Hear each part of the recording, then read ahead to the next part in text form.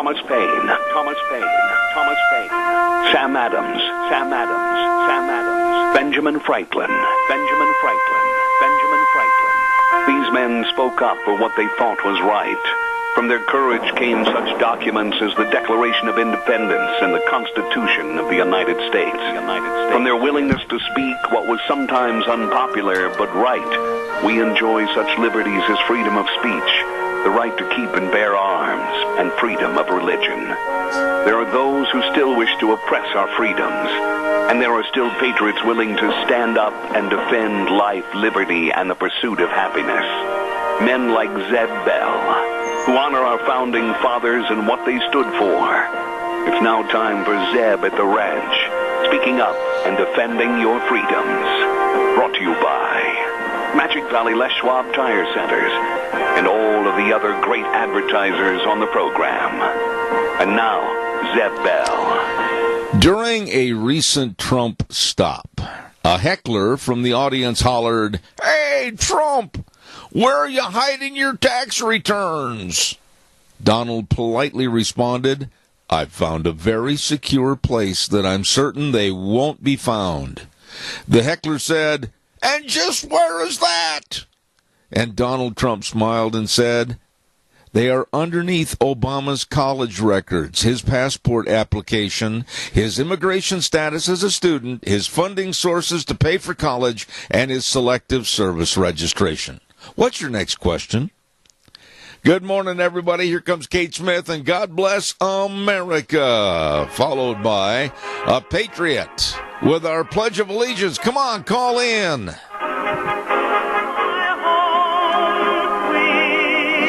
Oh, good morning on a Monday. Kind of a sprinkly, cloudy, well, anyway, we're going to take what we got. Weather for this Monday morning, and this is April 24th. I'm Zeb Bell, Zeb at the Ranch, with our major sponsor, your Magic Valley Les Schwab Tire Centers, all 7 locations, with a big spring tire sale going on right now, along with some of our great advertisers like Western Way Services, always at your disposal. Call them at 734-6969. Right now, let's go to the phone line and have our Pledge of Allegiance. Good morning. I pledge allegiance to the flag of the United States of America and to the republic for which it stands, one nation, under God, indivisible, with liberty and justice for all. Thank you, Jerry. Thank you very, very much. God bless you, my friend. You have a wonderful day. May the Lord bless your whole audience, and hopefully you'll have many, many thousand calls today. Okay. Thank you, Jerry. I appreciate it. Thank you very much. Right now it's time for the weather, and the weather's brought to you by Lennox. Oh, the birds are singing, the flowers are blooming. Boy, Deanne's tulips look nice out in the yard. And I'll tell you what, you better get a hold of Ramsey Heating and Electric and check out the possibly up to $1,700 rebate on qualifying new Lennox systems that can keep your home feeling perfect inside no matter what the weather outside. Call Ramsey Heating and Electric today at 678-0459. And right now, here's the weather. Rainy and windy for today, and that looks like it's going to be the mantra at least for this week. Today, we are expecting winds out of the west right around 20 miles an hour. We are expecting more rain showers this afternoon as well. High of 51, overnight low of 37. Tomorrow, winds kicking up to about 24 miles out of the west. Partly cloudy skies, high of 56 with an overnight low of 40. Expect rain showers for Wednesday. Yes, it's going to be windy as well, high of 51. And definitely windy for Thursday, about 30 miles an hour out of the west for Thursday. Partly cloudy skies, high of 48. That is your weather for Zeb at the Ranch. And thank you, Gina. I appreciate it. Brought to you by Lennox Home Comfort Systems and Ramsey Heating and Electric. Hey, by the way, good morning to Kevin and Cindy, the whole crew at Daryl's Cleaners at 1223 Albion Avenue in Burley. You know, if you don't have time to do your clothes washing, you got piles and piles of clothing over in the corner, take it to Daryl's. They'll wash, dry, fold, and iron all your clothes that you need. And you'll just be the better for it. Less work, more comfort, and you'll look better. You better believe it. Stop into Daryl's Cleaners today, 1223 Albion Avenue in Burley. Absolutely the best. Daryl's Cleaners. Thank you very much. I want to take just a moment, if I may, and I want to say thank you to all the lunch bunchers that showed up last Thursday in celebration for Russell Smith's birthday that we celebrated a couple of weeks early. His birthday is May 6th, but we wanted to do it at Lunch Bunch. And I want to thank all the veterans. I want to thank all the well-wishers. I want to thank the staff of Denny's. I hope I don't forget anybody in my list of thank yous here this morning. And I especially want to say thank you to Robert and Pam over at Stokes Food. Oh, did they make a cake for Russell's birthday party. And I just absolutely, I got teary-eyed when I saw that cake, and I told Robert when I talked to him afterwards how much I appreciate it. Thank you. God bless you at Stokes. I appreciate that. And Pam, what a wonderful job she did. She delivered the cake for us so that there was no chance that we were going to have a problem, and I appreciate that. And just wonderful people. George Faulkner was the official candle blower outer. And who? Oh, and Alita Stringham. Thank you, Deanne. She came over and did the bugling, the taps, and the review of the taps. Wow. I mean, there wasn't a dry eye in the house. And again, our thanks to Denny's Restaurant, and that's America's Diner. And wow, it was just a phenomenal day.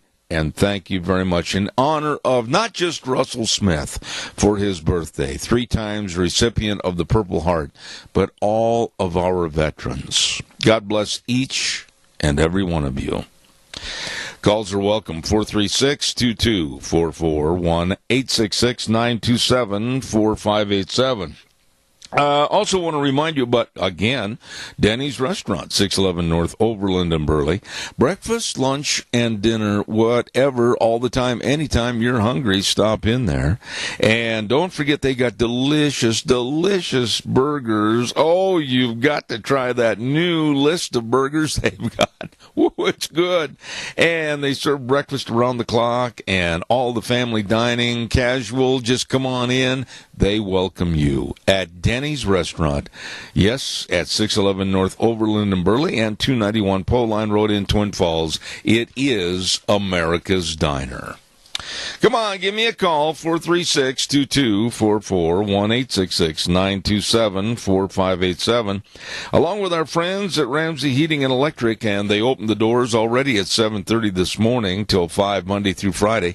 They know what you need when you need it, and they're open. So they have been for well over a half a century. Wow.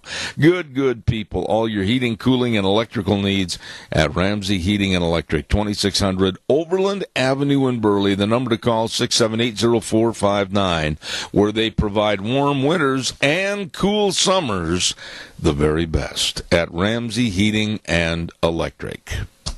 All right, your turn. Give me a call, 436-2244, 1-866-927-4587.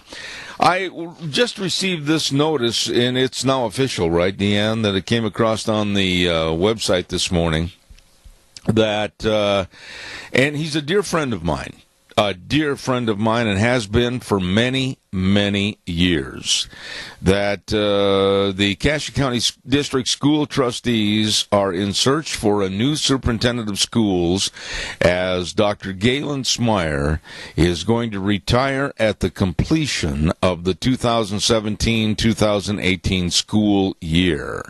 This was just sent to me earlier this morning. And I just want to say on a personal note, no one has been as friendly and as personable and as caring and sharing in education as Dr. Smyer, and I mean that. Like I said, I knew him when he was back in Cassia County Schools in 1979 as the Ag and FFA instructor, and I just have the utmost respect for him, and his family. I still have right here on my desk, and this is a true story, right here on my desk, a cup, not holder, but a cup where you put it down on your desk so that you don't leave cup marks, etc. And it's a Zeb Bell, rodeo announcer extraordinaire, from Galen and his family, and that means so much to me. And it's right here on my desk and has been used on this program for many, many years. Galen Smyer, I wish you the very, very best. You are a sincerely true gentleman, and I'm proud to call you a friend. All right, calls are welcome, 436-2244. Caller, I'll be right there, I promise. Don't you dare go away. Barry Equipment and Rental, and they are, of course, all the equipment to get the job done right. Sales, service, and parts, Jerome, Twin Falls, Burley. Oh, my, and they've got the Walker lawnmowers. Oh, I wished I had a Walker lawnmower. 0% interest for 48 months. Use what the pros use. Oh, they're good. And don't forget, too, they got all the Bobcat excavators, new and used excavators for sale or rent, all of this and more at South Lincoln and Jerome, Addison Avenue West in Twin Falls, and 159 West Highway 30 in Burley. Barry Equipment and Rental. Good morning, caller. You're on the air. Morning, Zeb. I heard a clever little thing on the Cowboys that come on Saturday. You know, the Clear Out West radio. Yeah. Okay.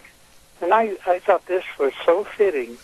There's two cowboys sitting there just talking, and one of them says, well, what do you think about this Armageddon? And the other cowboy says, I don't know, but what in the world difference does it make? Okay. Pardon me? He was a real philosopher. Yeah, you know, what in the world difference does it make about Armageddon? I guess you could look at that statement, what in the world difference does it make, that if we have propelled ourselves as a human population into and onto the verge of extinction through annihilation with Armageddon, what in the world difference does it make? I agree. Well, the thing that's intriguing... Wheels, hold on a second, Keith. Just a minute. Wheels, you're going to have to ride that gain better and make sure that he's up so I can hear him. Thank you. Go ahead. The thing of it is, I don't think either one of them knew what the word Armageddon meant. They just had something to talk about. Well, wait a minute. You're denigrating the education and the philosophical attributes of cowboys, and I take offense at that. You know, well, a lot of times the simpler life is a lot better life. Don't you agree? Well, you know, but we can't bury our head in the sands or stick our head under a rock pile and expect the world to get better. We've got to get involved, and we've got to try to transition and change things. And as long as I'm doing this program, and I'm not going to say how much longer it's going to be, but I'm going to keep on fighting for change that needs to happen, because I honestly believe in the last phrase that I put on the program every day: the way things were are the way things ought to be. What is your honest interpretation of Armageddon? Well, I think Armageddon, and it can be looked at in many, many ways, but my own interpretation is Armageddon will be the last battle of basically mankind in a fight against good versus evil and the annihilation of our world as we know it. That's my own simple interpretation. What's yours? You know, I'm going to take your word for that. Okay. Because mine is the same. All right. I got to run, Keith. God bless you and Nancy. Have a good day. Thank you, sir. Appreciate it. You bet. All right. Calls welcome, 436-2244, 1-866-927-4587. Don't forget Burley Physical Therapy and Rehabilitation, 1263 Bennett Avenue, Suite 2 in Burley. And the number to call, 678-1191. They are helping you get back to being you.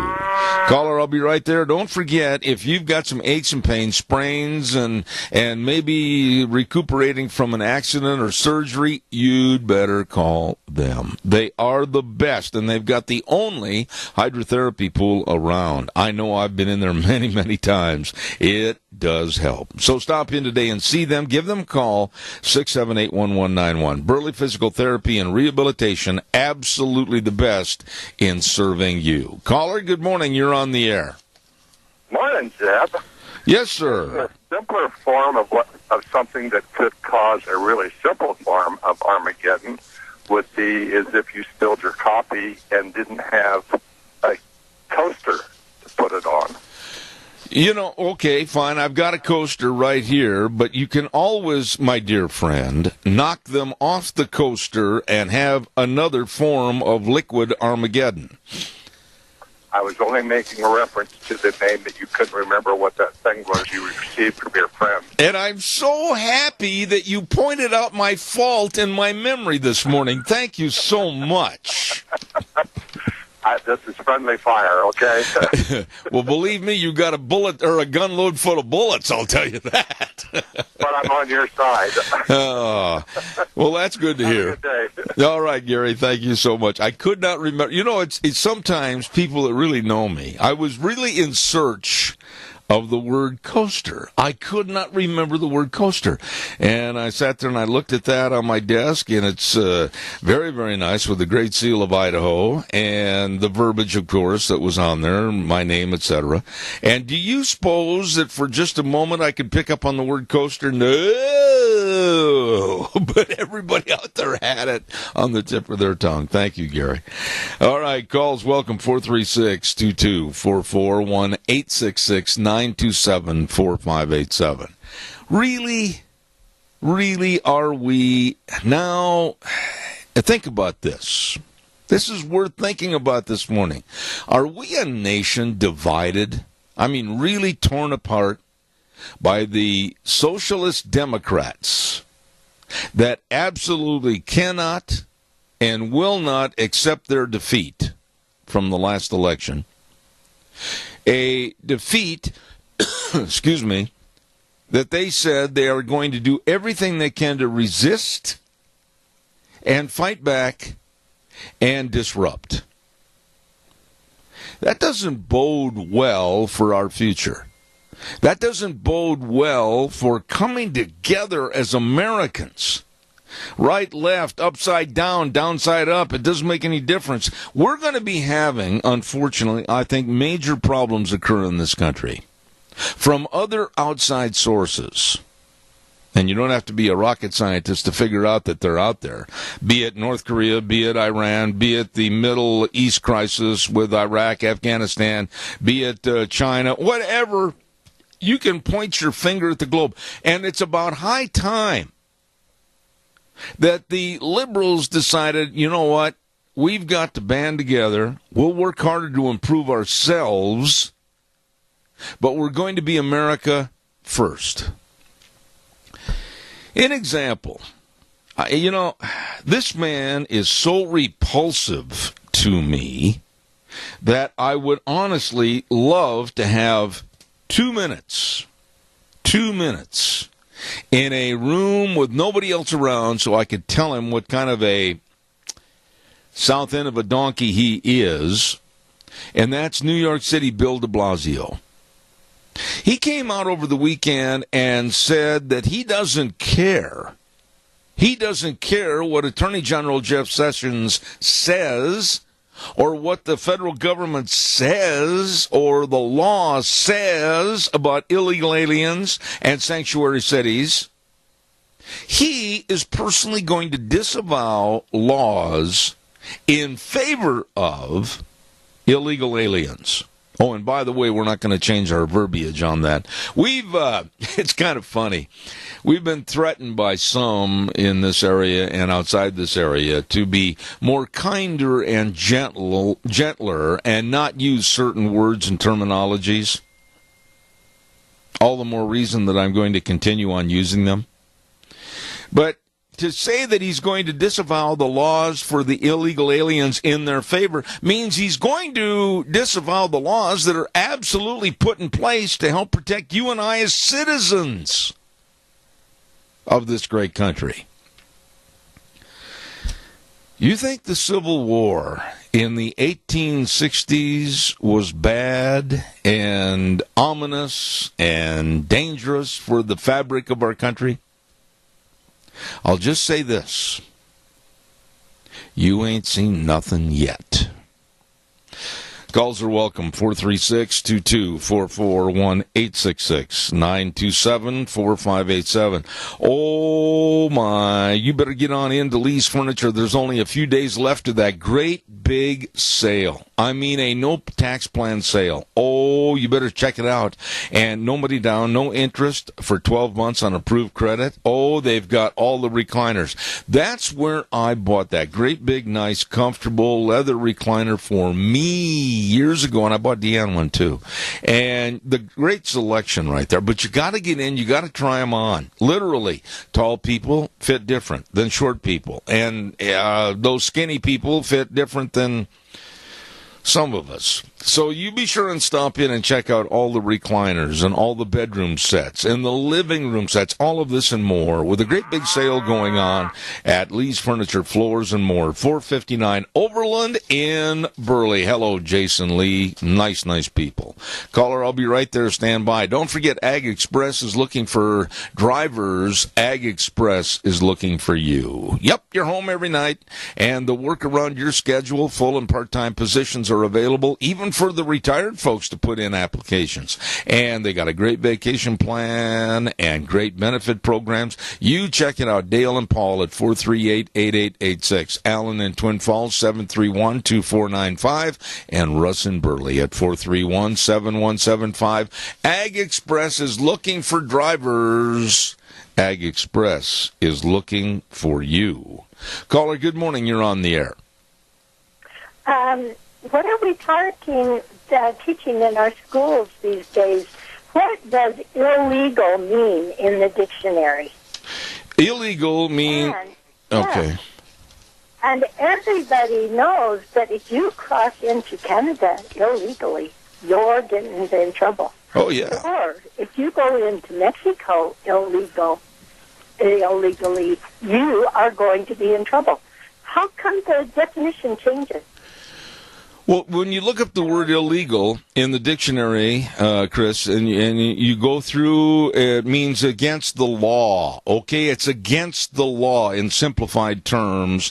And if you are an alien, that means you are not a citizen of this country. So the application of those two words, they'll stay on my program, illegal alien. And quite frankly, this administering and changing the laws in favor of illegal aliens coming into this country, this is insane. All of us law-abiders should throw people like Bill de Blasio of New York out in the street and tell him to get out of Dodge City. Well, and all of these other mayors and governors who think that because they've all of a sudden gotten a position of so-called power, then they can define illegal a different way. And I'm really proud of Donald Trump. He is not going along to get along. And we have people who come from Mexico to work for us, but we see to it that they have legal papers to come. They know when they can come and when they have to leave. And they are the best help, and I'm not even apologizing for the fact Wait a minute. Whoa. Wait a minute. Chris, wait a minute. They are lost. Wait a minute. Let me ask you a question. You just made a very important point. What is so hard about doing the process the way you do it? Please, quickly, I'm almost short on time, but tell me, what's so difficult about that? Well, it's a little harder, and it costs us money. But that's because they are sent the documents, they come across the legal documents, and they go home, and they can take their paychecks with them. And you know what? That is the best kind of foreign aid that the United States can do. You know, Bring people in legally. I am so incensed that there are certain factions of business in this country. Now, mark my words, I want you to correct me if you think I'm wrong. But I don't care if it's factories, I don't care if it's cleaning rooms at a hotel, or I don't care if it's the dairy business or the dairy industry and its total. But there are legal means and fashions to where we can get the labor. We don't have to do it under the table and with illicit means. And you know what? The other thing is, our people never have to look over their shoulders. There you go. There you go. They know that they've got the documentation, and they're actually pretty fluent in our language. So over the time, they have educated themselves. And that is the best foreign aid that we can give a country, is invite their people in, give them a good job, and then when they've done their job, send them home. There you go. Chris, I appreciate your common sense. And believe me, I'm going to be calling you. You didn't call me the other day like you said you were going to. Oh, my gosh, I'm getting old. My memory lasts about 10 minutes. Okay, well, call me after the program. Okay. Okay, thank you. Not the same number, though. No, not this one. My cell phone number, which I readily give out so I can take a bunch of calls. I've got it on my phone. 312-2976. Thank you so much. Okay. All right. Bye-bye. Hey, don't forget Mount Harrison Audiology and Hearing Aids with Dr. Christine Pickup. They're going to have a special this Thursday at the Minnecasia Chamber of Commerce, a brain hearing and technology seminar. This is really going to be interesting, and they'll talk about all the different confusion about hearing devices and the relationship between aging, hearing loss, and dementia.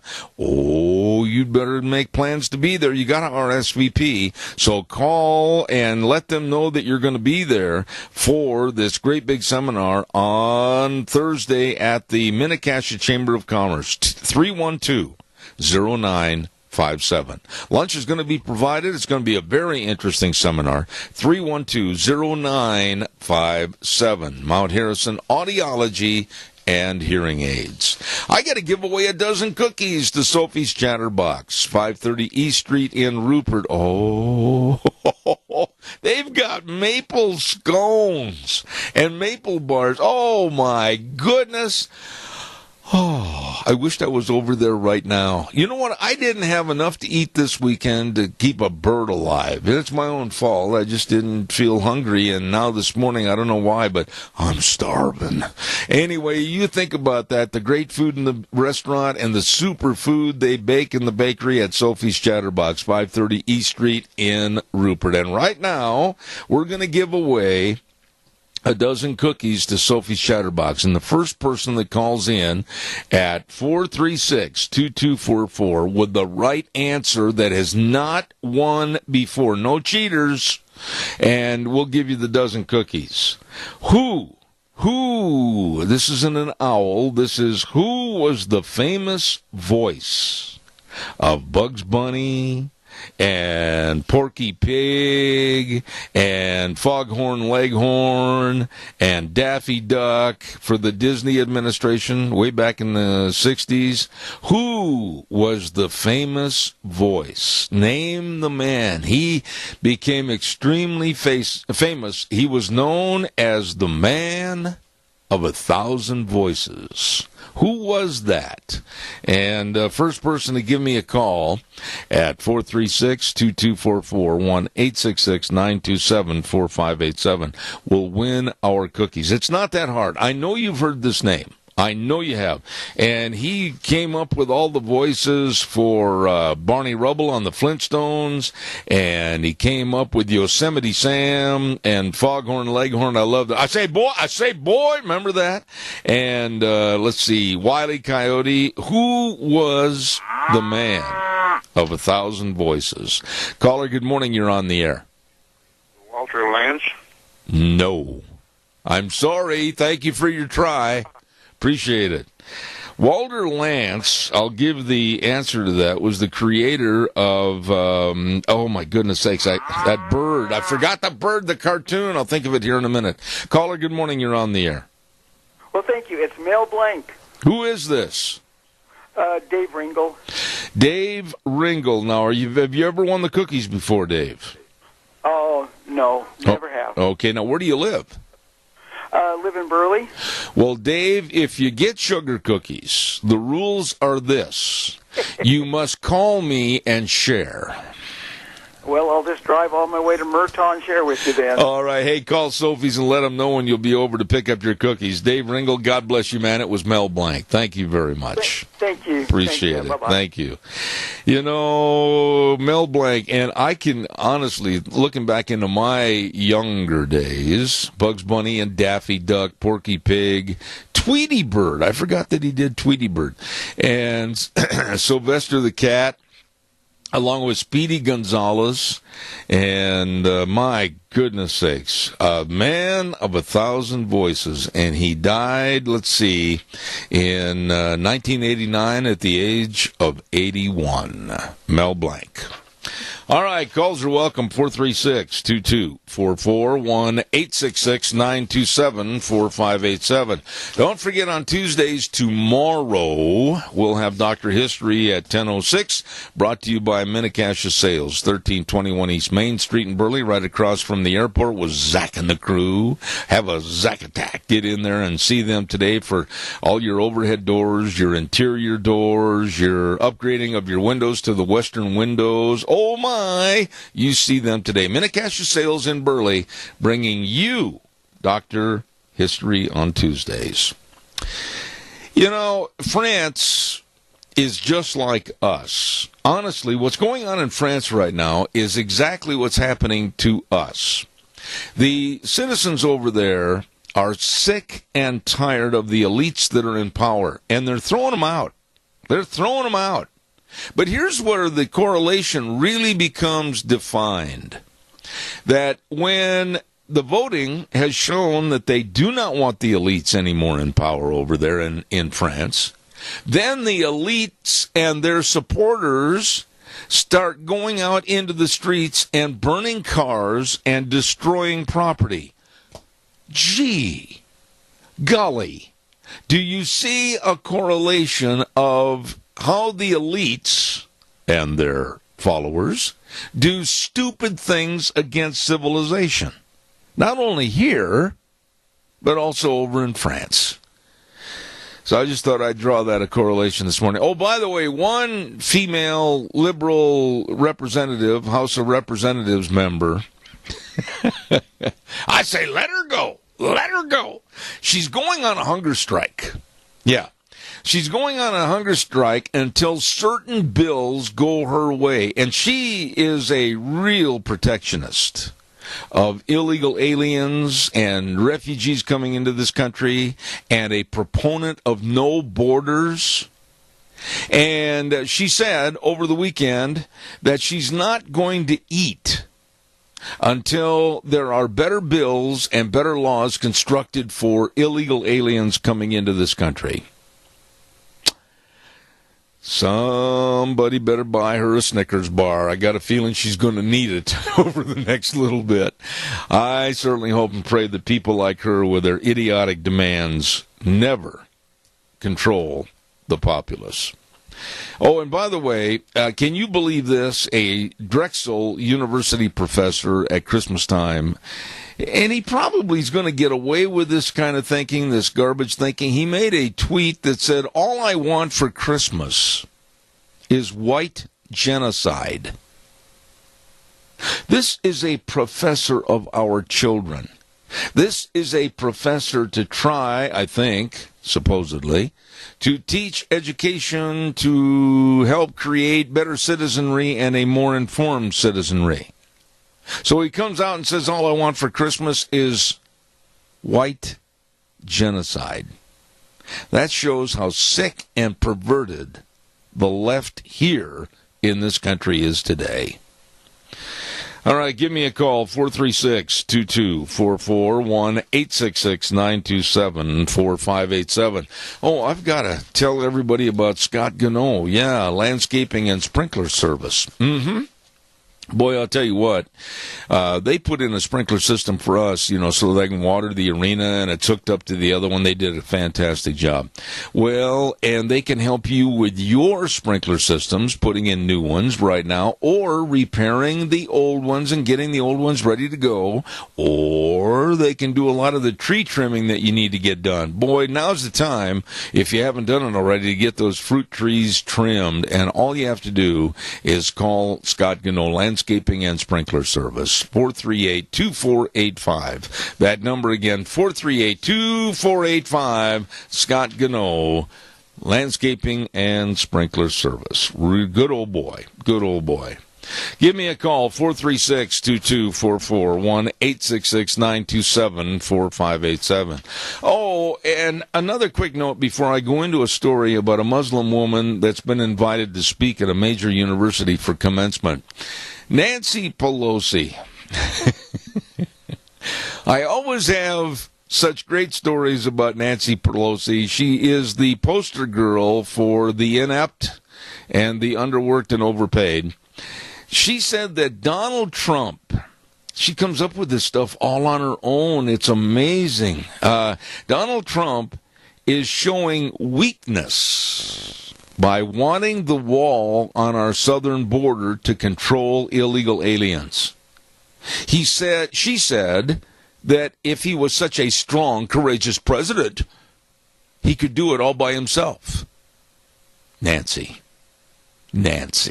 please retire, go home, go to your vineyards, pick your grapes, please. Calls are welcome, 436-2244, 1-866-927-4587. Before I tell you the story about this Muslim woman activist, Linda Sarsour, that believes in Sharia law, I'm going to tell you this quickly. It's springtime, and I'll tell you what, Lennox and Ramsey's all teamed up, and they're offering up to a $1,700 rebate on qualifying new Lennox home comfort systems that can keep your home feeling perfect inside, no matter what the weather is outside. Call Ramsey Heating and Electric today at 678-0459, Ramsey Heating and Electric and Lennox. Here is a little story about a Muslim woman who has referred to Zionist trolls and has lauded the courage of rock-throwing Palestinians and absolutely wants to see Sharia law implemented into this United States. Her name is Linda Sarsour, and she's going to give the keynote address at the commencement ceremony of a New York university. I'm not kidding you. June 1st, she's going to speak at the graduation in New York at this School of Public Health Policy, and she is the featured speaker, and she is the daughter of Palestinian immigrants, and she wants to see more radicalism, more bomb throwing. Caller, good morning, you're on the air. Good morning again. You know, this gal that you talked about that's a representative that's going on a starvation diet, I think she should be highly publicized because it's a good sign that you see of how the Democrats do business. If you can't do it my way, we're not going to do it. Yeah, but I just like to see her, when she's about 5 days into this, what kind of a job is she doing in the United States House of Representatives? That's a good point. That's a very good point.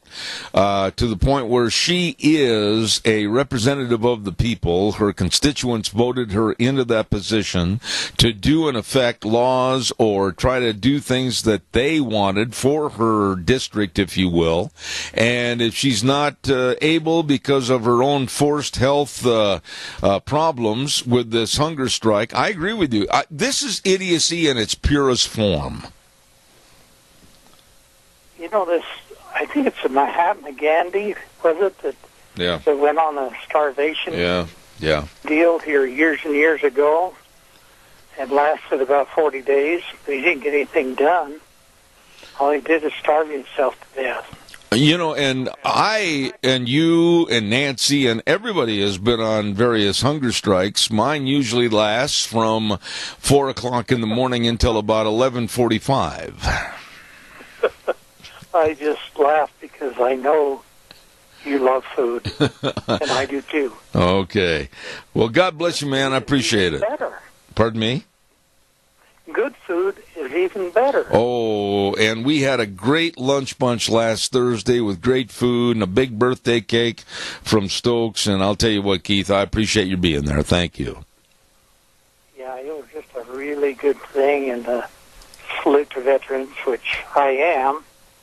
But it was nice of Jerry to organize that and to have special seating for these special people. You know, and I'm glad you said that because served in our armed forces. I agree. I'm glad you said that because Jerry Voss went above and beyond the call of duty and made a lot of phone calls to get a lot of the veterans there.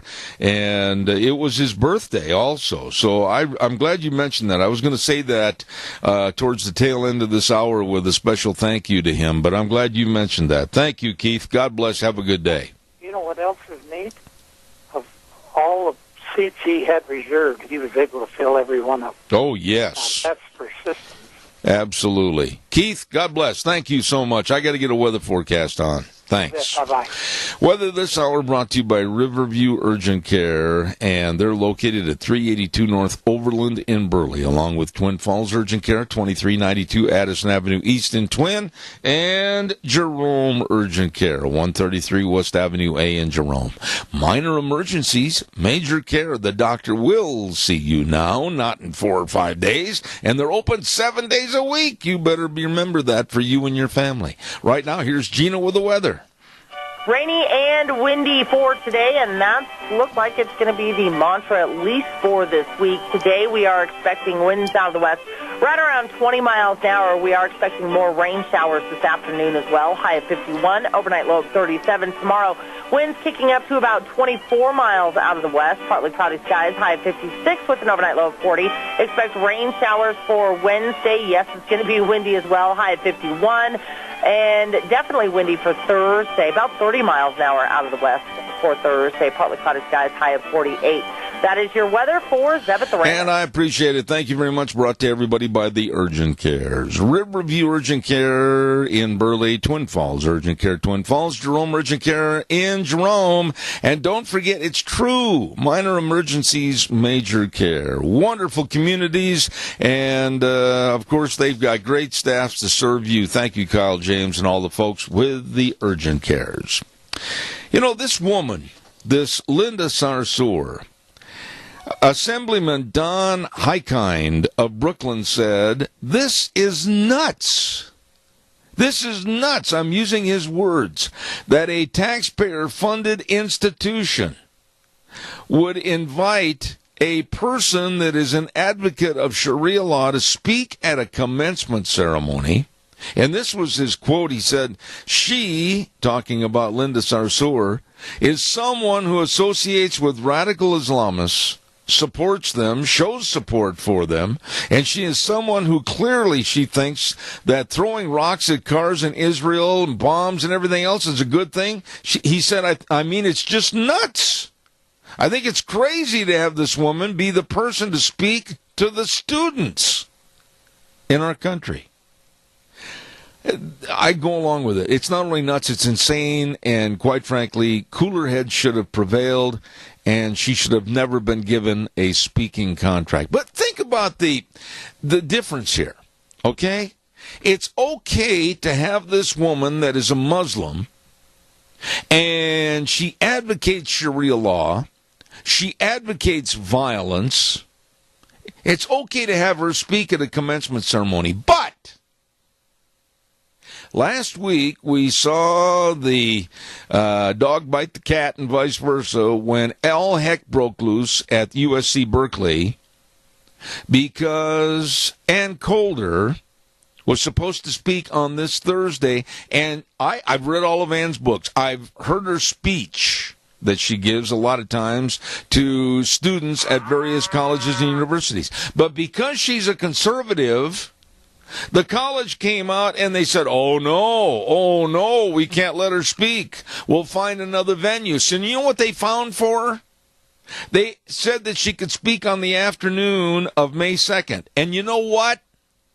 Nobody's going to be there. It's a Saturday, and there are no classes the week of May 2nd. This is insane.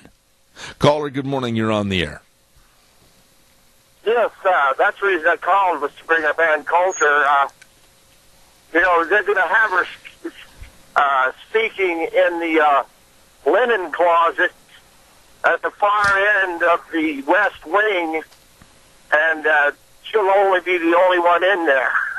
You know, Randy, wait a minute. Let's back up and talk about the basics. Number one, she made a contract to speak there at Berkeley. Number two, the college, the university heads backed out, and they've caused her nothing but problems.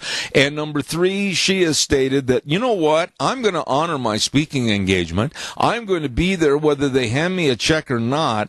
I'm going to speak on the campus if I have to stand underneath a lampstand out on the public property someplace on this college. I admire her for saying this, and she also said, I don't care if they try to arrest me. I'm going to honor my contract commitment. What are your thoughts? Well, this is the thing. Yes, she should do it, and she has every right to do it. It's a publicly funded university. I can go there, and I can stand on that wherever, and I can speak. I can't get too, well, whatever. Well, listen, Randy, you're going to get a kick out of this. I had a guy call me about a week and a half, 10 days ago, and he said that talking about me, he said, you're an anarchist. You're advocating that people can incite trouble anywhere they want to on college campuses, etc., with your silly free speech. And I said, wait a minute, what are you talking about? And he says, well, I believe that there should be free speech zones. I believe that people cannot say anything they want to at any time. And I said, man, you have been indoctrinated into the social left. America is my free speech zone. I don't need to ask permission, nor will I ever. What are your thoughts? I don't. You can free speech. See, that's the thing about Cal, is that they're supposed to be the hub of free speech. They were always fair and equitable. Some of the stuff that came out of there was unbelievable.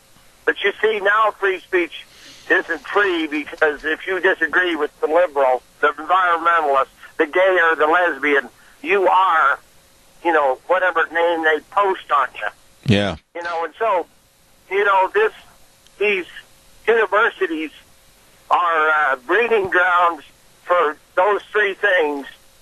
And I don't care if somebody has a sexual orientation or preference. I don't want to know about it. But when it comes to environmentalism and communism and socialism, we have a right to stop that in this country. Let me ask you this quickly, and give me a short answer, Randy. Don't ramble on this. I got a commercial. But you've heard me talk about that Drexel University professor that stated, quote, all I want for Christmas is white genocide.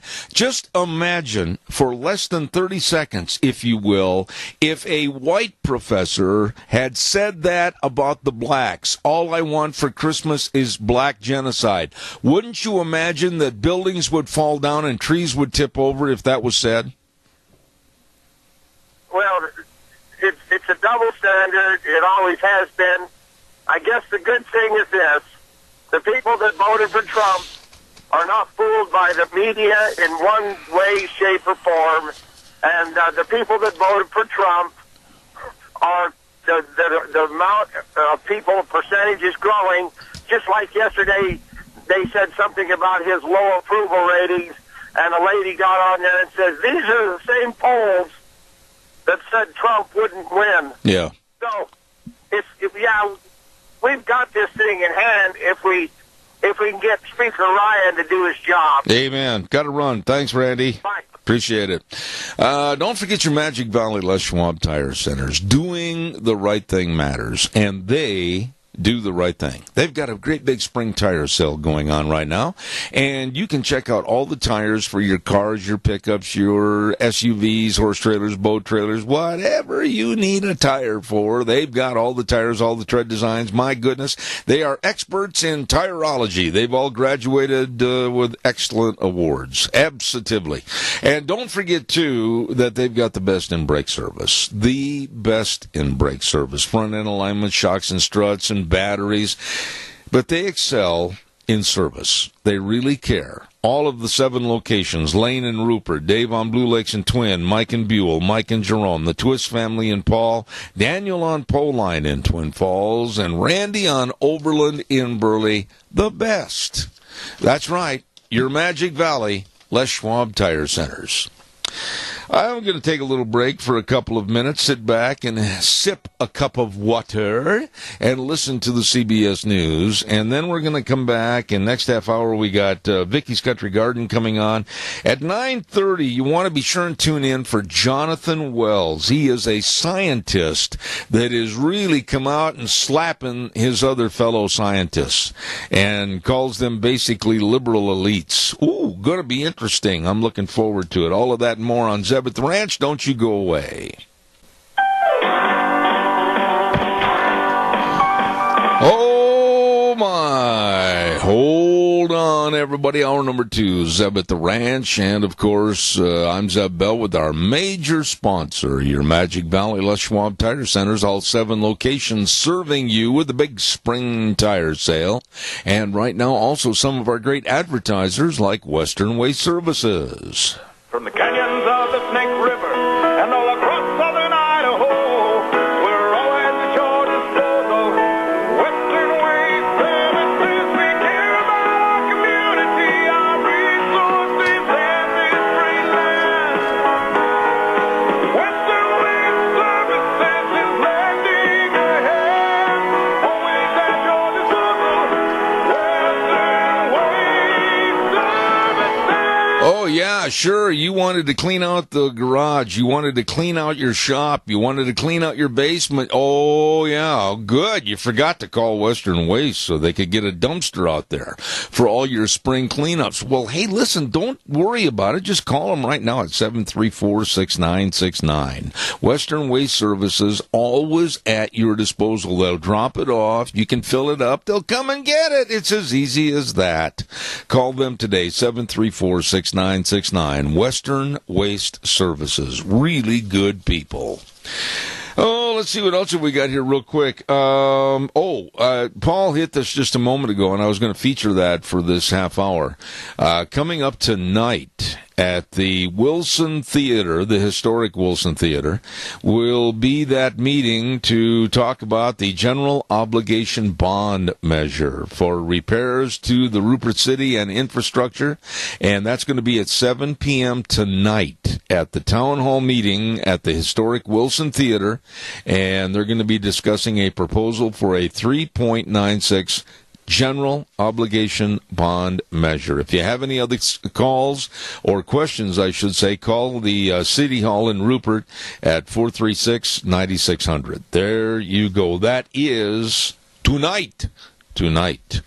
Let's also say thank you very much to Autumn Haven Assisted Living Center at 924 Christian Way in Rupert. Number to call, number to remember, 436-3200. And I urge you to make an effort to go over and visit the facility anytime for tours and check them out. And they make every effort to make Autumn Haven the best place. That's right. It's the only locally owned and operated assisted living facility in the Mini-Cassia area. And they really treat their residents first class to make sure that they're not only comfortable, but also that they get a chance to be involved in the community with different community events, etc. They're small compared to some, but with a bigger heart than most. Autumn Haven Assisted Living Center in Rupert, 436-3200. You know who else really cares about animals? And that's Ark Animal Hospital. I really am impressed with Dr. Bill, Dr. Liz, and the rest of the crew because they have warm hearts for cold noses. And they really care about your dogs and your puppies and everything else. And I've been telling you about the parvovirus, a very highly contagious viral infection, and it can literally kill. So please, I urge dog owners to vaccinate their dogs and their puppies to protect them from this potentially fatal virus. You get a hold of Ark Animal Hospital today, 678-1177. They're located at 750 21st Street in Hayburn. Warm hearts for cold noses. Nice people. In just a few minutes, we're going to have Vicki on the line with Vicki's Country Gardens. And also, I just wanted to touch on, in case you weren't aware of this, that the Presidential Disaster Declaration was signed for 11 southern Idaho counties this past week. I got this notice on the 21st, as a matter of fact. And President Donald Trump signed a Presidential Disaster Declaration for 11 southern Idaho counties, and it's going to trigger the release of federal funds to help communities repair public infrastructure damaged by severe winter storms and related flooding. And damage assessments in Bingham, Cassia, Elmore, Franklin, Gooding, Jefferson, Jerome, Lincoln, Minidoka, Twin Falls, and Washington counties are going to be receiving in excess of $30 million. All right, let's see what else. Oh, yes, and do not forget our dear friends at Hanson Mortuary, 710 6th Street in Rupert. Number to call, number to remember, 436-5636. Joel Heward, his family, and his staff, always there with very flexible hours. They're there when you need them, honestly, and they give you the complete attention when there's the passing of a loved one, and always serving you with the highest ethical standards with unquestioned integrity. So please remember they can help you and will help you with all the arrangements. Hanson Mortuary, 710 6th Street in Rupert. That number to call again, 436-5636. And let's see, what else have I got? I just want to say thank you one more time for all the people that helped with Lunch Bunch last week on Thursday at Denny's Restaurant, America's Diner. It was a highly emotional time, and it was a blessed time. And we had a chance not only to honor Russell Smith for his birthday coming up, but he was a 3-time Purple Heart recipient for fighting for this country. And he's residing at the Idaho State Veterans Home in Pocatello now, and we wish him the very best. But then, there were a lot of veterans that were invited down there by my dear friend Jerry Voss, and it was a wonderful time, and we went through the national anthem, all the verses of the national anthem, and Alita Stringham played taps and gave us some background history on that. It was a great birthday party, and our thanks again to Stokes and Robert and Pam, especially over at Stokes. When you see them, you tell them how much I appreciate what they did on that great big huge birthday cake for Russell Smith. God bless you. Okay, also Lennox, my goodness sakes, the birdies are singing in the trees and the flowers are blooming and it's raining. And don't forget, Lennox, along with Ramsey Heating and Electric, they're offering up to $1,700 rebate on qualifying new Lennox home comfort systems that can keep your home feeling perfect on the inside, no matter what the weather's doing on the outside. Call Ramsey Heating and Electric today at 678-0459 for more information. There you go. Let's see, did I have anything else I wanted to mention here this morning? Oh, yes, it's very important. It goes along with Lunch Bunch last week. My webmaster, John Ellis, that did the video for our Lunch Bunch, he said that he's added the Lunch Bunch edition. Now, listen, folks, this is really important. He's added the Lunch Bunch special edition for Russell Smith on my homepage. Go to my homepage. It's the first video right below my mainstream video area, and it's also on YouTube. And if you want a DVD of what took place last week with all the interviews and the fun of the birthday party, please get a hold of John Ellis, and or you can go through me. Contact me, and I'll get your name down. A lot of people wanted to have a tape, a memory tape of what we did this last week, and just contact me at 312-2976. That number again, 312-2976, and we'll make up a DVD of that great birthday party and all the interviews and everything else. Okay, let us know. Right now, it is time to go over to Vicky's Country Garden at 185 South, 600 West of Paul, and it's time for Gardening for Idiots, aptly named after me and my lack of gardening ability. And with us now, the lovely 20 years in business, Miss Vicky. Good morning. It's raining again. I know. I'm depressed. I want to see sunshine. I want to see 80 degrees, but we'll take what we got, right, Vicky? There you go. That's all we can do is enjoy what we got, because the dirt will be blowing here before long, and we'll all be saying, God, I wish it didn't rain. You know, it's really true. But now let me ask you, I got a bunch of inquiries this week with questions, and some of the letters are very, very long, and I can't possibly read all of it. But some people have been asking about drainage areas. One person in particular said, what about drainage areas for our property? Are we responsible for going out and cleaning that type of thing? And I don't have the answer to that. I would assume so. I would imagine, yes. That's, again, it depends on where you live. I mean, if you're in a subdivision, I'm thinking that whoever is in the subdivision, whoever's over the subdivision should be able to answer that. Kind of out of my ballpark, I would think you would, for your own safety and your own yard, I would definitely make sure that any entrance and exit coming into your yard would be cleaned out so it can move on, so it doesn't damage your property. But I would think there would be some kind of rules that someone would have to be responsible for it. Well, I would imagine, Vicky, and caller will be there in a second, stand by, but I would imagine, like, if you get your water from a head gate operated by a canal company and or system, they are in charge of the cleaning of that fixture. But anything on your own property, I would imagine that's all yours. Oh yes, it would. Anything that's on your property would be your responsibility to keep it open and clear and to where it wouldn't be blocking up and causing a flood into anyone else's yard or whatever. So, yeah. But yeah, you would definitely be responsible for anything on your property.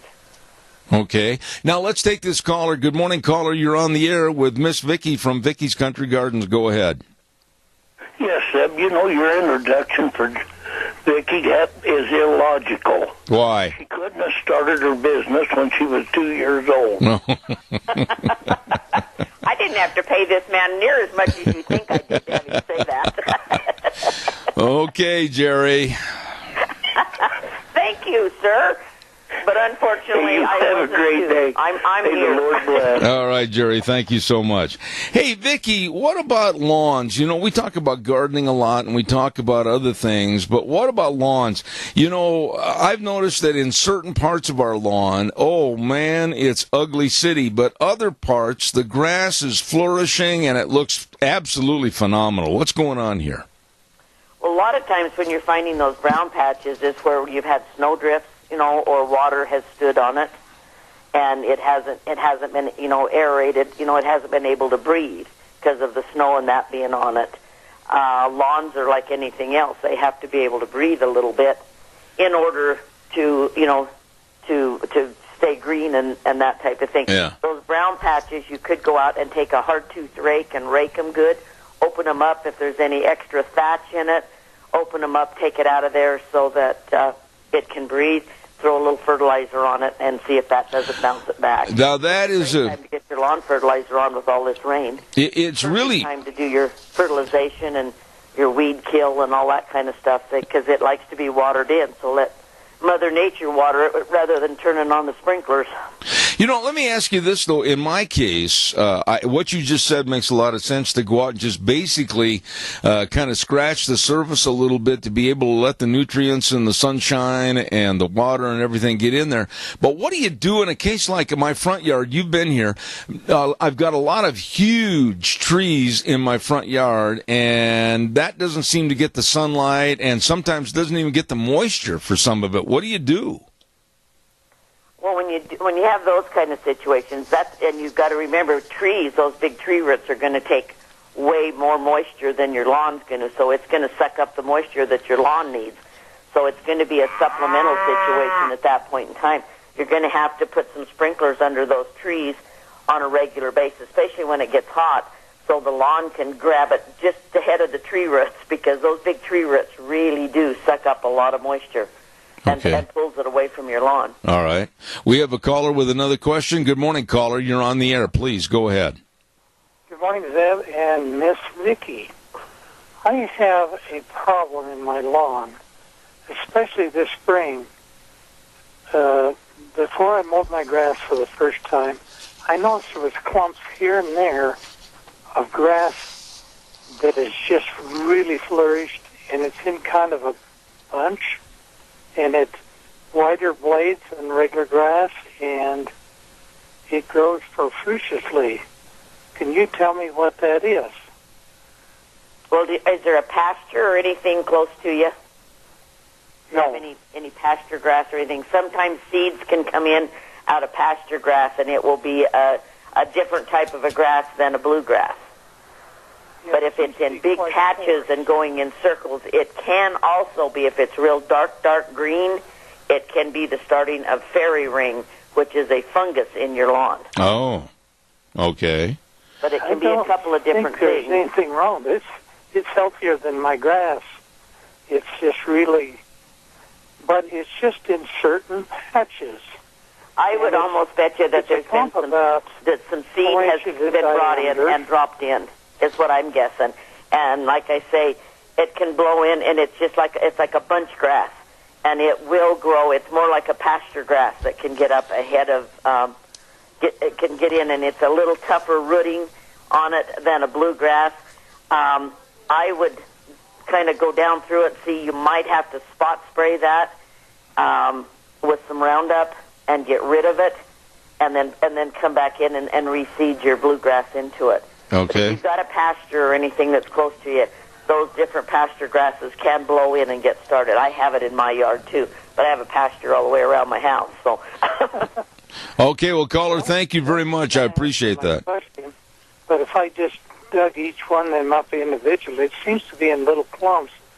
But when you get 3 or 4 of them together, it would really leave a bare spot. Okay. I would definitely kill it before. I would hit it with some Roundup before you dig. Let it die and then dig it. Otherwise, it's spreading by rhizomes. Grass usually spreads by root, and therefore it's going to, if you leave one little root, it's going to be right back. So I would attempt to try to spot spray, get it killed, then dig it out. And you'd be surprised if you seed it in a little bit how fast that other grass will come right back into it. All right. Thank you, caller. Appreciate it very much for your call.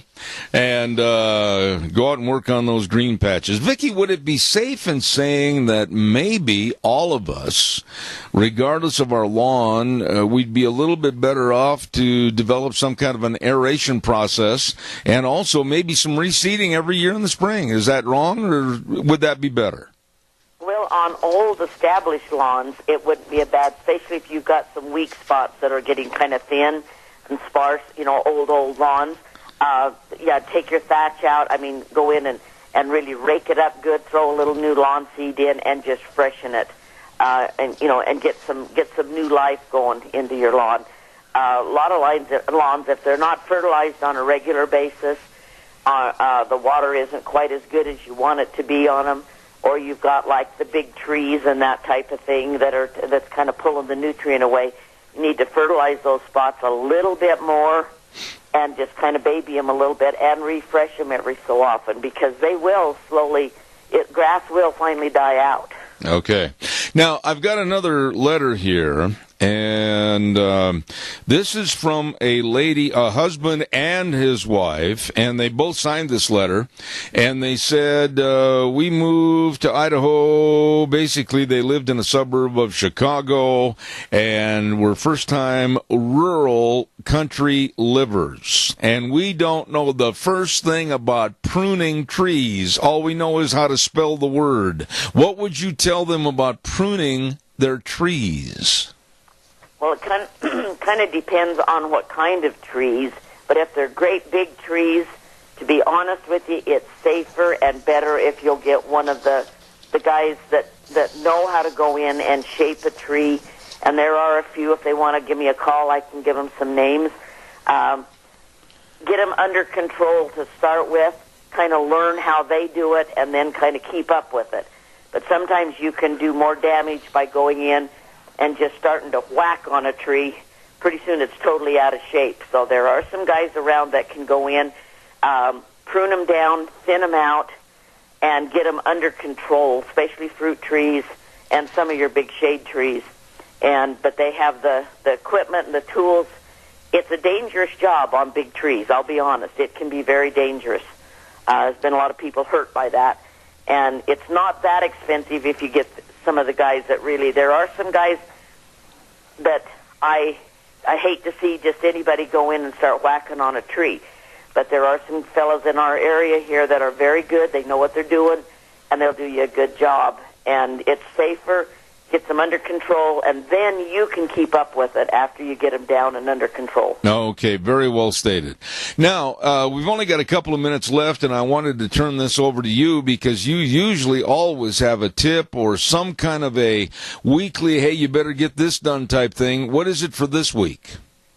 Well, this week would be a perfect time to, if you're going to plant trees or shrubs or roses or anything, this would be a perfect time to get any kind of perennials, any kind of plants with roots and that on them. If you're doing any planting like that, this is a great week to get that done because they've got all this nice moisture coming down on them. They don't have to stress. They keep it not only waters the ground, but it waters the foliage and the branching so they don't dry out. It's a great time to get trees and stuff planted and in and ready for summer. Okay. And, of course, let's wrap things up by saying Vicky's Country Garden at 185 South, 600 West of Paul. 20 years in business, and you're going strong with everything from the new plants to the garden seed to the decorative rock. Oh, tell us more, Miss Vicky. Well, we've got just about everything. We got a truck in on Saturday that had a whole bunch of shrubs and the hibiscus trees and hydrangea trees and all of the fancy ornamental type stuff like that. Got another one coming this week. So we're getting pretty well stocked with everything for your garden, your yard, everywhere you want to spruce it up. We've got the stuff to do it with. So come in and see us, and we'll help you get it figured out. Okay, now, what about the hours? I know that as the season goes along, you seem to elongate the hours, and you're there 24/7, almost 365. What's going on as far as the time you're open? Okay, our hours are going to be 9 to 5 right now, Monday through Friday. Saturday, we're usually here earlier, but we figure 10 to 5 on Saturdays. And we will be opening on Sundays the first weekend of May, and be open on Sundays throughout May and part of June. And if those hours don't work for you and you need something, rock or something like that, just give me a call. Let me know what you need, and I can work it around. I'm usually here till 10, 11 o'clock at night. So, okay. I can be here and meet up with you and help you get what you need. Now, I want to say this in all politeness, but, you know, when you and I, we're pretty much close to being the same age, is it difficult every year for you to get all pumped up and enthused and ready to hit the ground running when gardening season comes along? Well, it's getting a little tougher each year, Zeb, but you kind of just, fall into it, and it's like, here we go again. Right. And I know I've got about a 3-month period that I got to put in the long hours, and I just keep telling my poor old body, hang in there, kid. We'll get through it one more year. So. I love it. Vicky at Vicky's Country Garden, 185 South, 600 West of Paul. God bless you. Have a wonderful week, Vicky. Thanks. All right. Thanks, Zeb. You bet. Bye-bye. I love that lady. I've known her for a long, long time. Thank you, Miss Vicky. Oh, I know somebody else I got to talk about right now, and that's Let's Ride. Ooh, baby, I'll tell you what, they've got some great people over there. And Let's Ride is located at 270 Highway 24 between Rupert and the World. They're open Monday through Friday, 9 to 6, Saturdays 9 to 4. Do you have a four-wheeler? No. Do you have a side-by-side? No. Well, then, if you want to enjoy the fun, you'd better get into Let's Ride. They've got the 2017 Honda Pioneer side-by-side and the Suzuki RMZ 450s. Oh, they got them all. What a showroom, just full of fun. And a great accessory department and service department. Mm-hmm.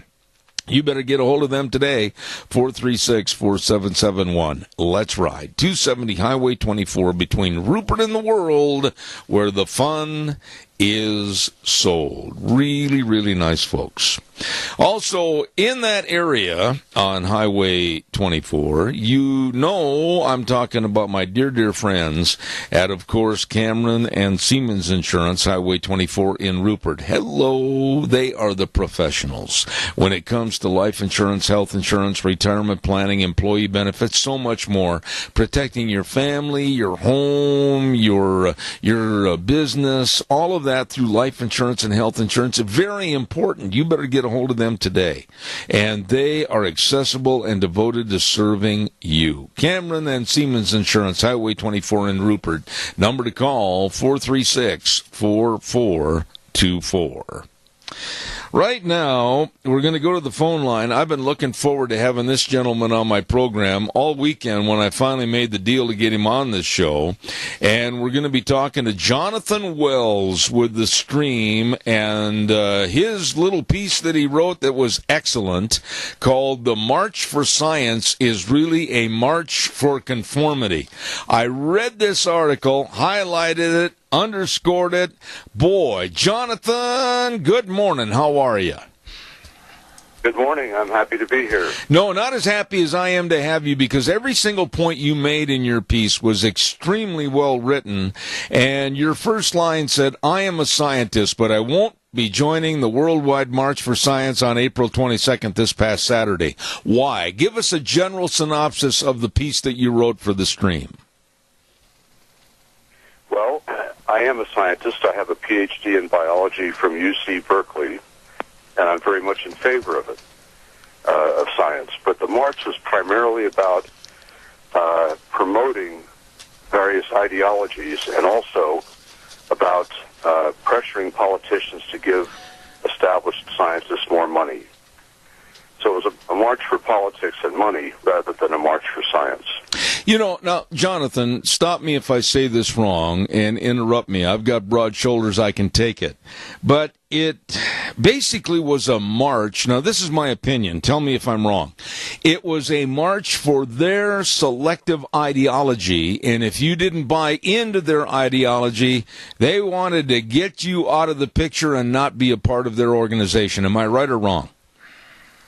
That's absolutely correct. In fact, I'm affiliated with the Discovery Institute in Seattle, which is known for its advocacy of intelligent design, which is not creationism, but evidence-based inferences that design explanations are worthwhile in science. And they applied to be friends of the march, and they were turned down because the marchers are all in favor of promoting Darwinian evolution, among other things, and Darwinian evolution says there is no design. so the Discovery Institute was excluded. Let me ask you this, Jonathan. We'll not basically ask you a question, but make a statement, and then you have a follow-up. I am very proudly a Christian. I am very proudly a believer in God and creationism, especially when I look out into the world every day and see the trees and the mountains and the blue sky and the clouds and the animals and my lovely family. I am a believer in the Holy Hand, and I don't need to be shuttled off into a back room and told that I'm an idiot and a non-believer in science for my beliefs. Your thoughts? Well, I totally agree. In fact, a new book recently came out titled Undeniable by Doug Axe at the Discovery Institute. And Doug pointed out in quite some detail why our intuition of design in nature, which all of us have, is actually quite reliable. It's not to be discounted or suppressed in the name of science. It's very scientific, actually. So I agree with that statement. What was the march, in your opinion, Jonathan? What were they really trying to do on Saturday? And by the way, let me back up. I will never call it Earth Day. I call it Creation Day. I'm going to give honor to what I believe absolutely created our great universe and our planet Earth, and that's God. I call it Creation Day. But what were they trying to prove? What was the theme, really, of all these scientists on Saturday? Well, they had it on Earth Day, I think, because one of their big issues was man-made global warming. The idea that, humans are destroying the planet and we need more government intervention and more money to stop it. Now, that's a controversial claim about global warming, but they won't admit that because they have the majority opinion of climate scientists behind them. But there are prominent climate scientists who disagree, who question whether the Earth is really warming that much, or whether human activity is the main factor contributing to it, or whether we can really do anything about it. Yeah. But the consensus, as it's called, insists that there could be no dissent. And the march was about promoting that consensus and squelching the dissent. Okay, now, I'm going to show some ignorance in this subject because I am not as well versed as you are as a scientist regarding global warming or climate change, whatever. But when I have asked on this program certain proponents for climate change, basically I've said, what do you want? Do you want a certain degree level? Do you want a certain atmospheric condition around the universe? And they can't give me a concrete answer, and that's why I think it's absolutely asinine to assume that one size fits all with climate change. Can you help me on that? Well, I agree with you. I agree also on the issue of Darwinian evolution. Now, note that they use the term climate change, which is very watered down. Actually, everyone knows that climate changes. That's not the problem. But what they're really pushing is this idea that humans are causing the Earth to warm up dangerously. The same is true with evolution. We hear about evolution, but that can just be change over time, like climate change. The real issue is Darwinian evolution, which argues that we got here and the Earth got here by unguided natural processes rather than by creation. Yeah. But when climate change is discussed, and I am not a scholar on this, nor do I purport to be, but simple questions deserve, I think, answers. And most of the climate change people, like I said I've had on this program, they don't really have an answer. Well, we need to lower it at least 3 degrees and keep it there. Well, my response to that would be, wait a minute. Climate change for warmer climes is actually better for humanity with the growing of food, of which there are many still starving nations, but they don't really say what they want. They're just jumping on the bandwagon and saying, oh, we got to have climate change. They don't really know what they want, do they? Well, one thing they apparently want pretty unanimously is they want stronger government. They want the government to clamp down on things that they regard as evil, such as coal, the use of coal. They don't care care if they wreck the U.S. economy. They don't care if they wreck the world economy, as long as their ideology is enforced by the government. Well, I think everybody, myself included, hold on, caller, I'll be right with you, stand by. But I think, Jonathan, myself included, everybody believes in strong science. Everybody believes in elementary, high school, collegiate programs that really can open up minds of people that can find cures for cancer, etc. I'm not denouncing science in any way, shape, or form. As a matter of fact, I'm an advocate for it, but I don't like the lockstep authoritarian rumors or ways that they want to conduct things by just saying that if you don't believe in their perspective opinion, you're dead wrong. I totally agree. The march actually started out, as a protest against the election of Donald Trump. And then they brought in words like, we stand up for evidence-based science. Well, of course, I'm all for evidence-based science. The question is, are their positions really evidence-based? Absolutely. More than if they were. Absolutely. We have a caller with a question. Caller, go ahead, please. You're on the air. Go ahead. Well, in the last 15 years, there's been no climate. There's been no global warming. None. If you check the facts, there isn't any.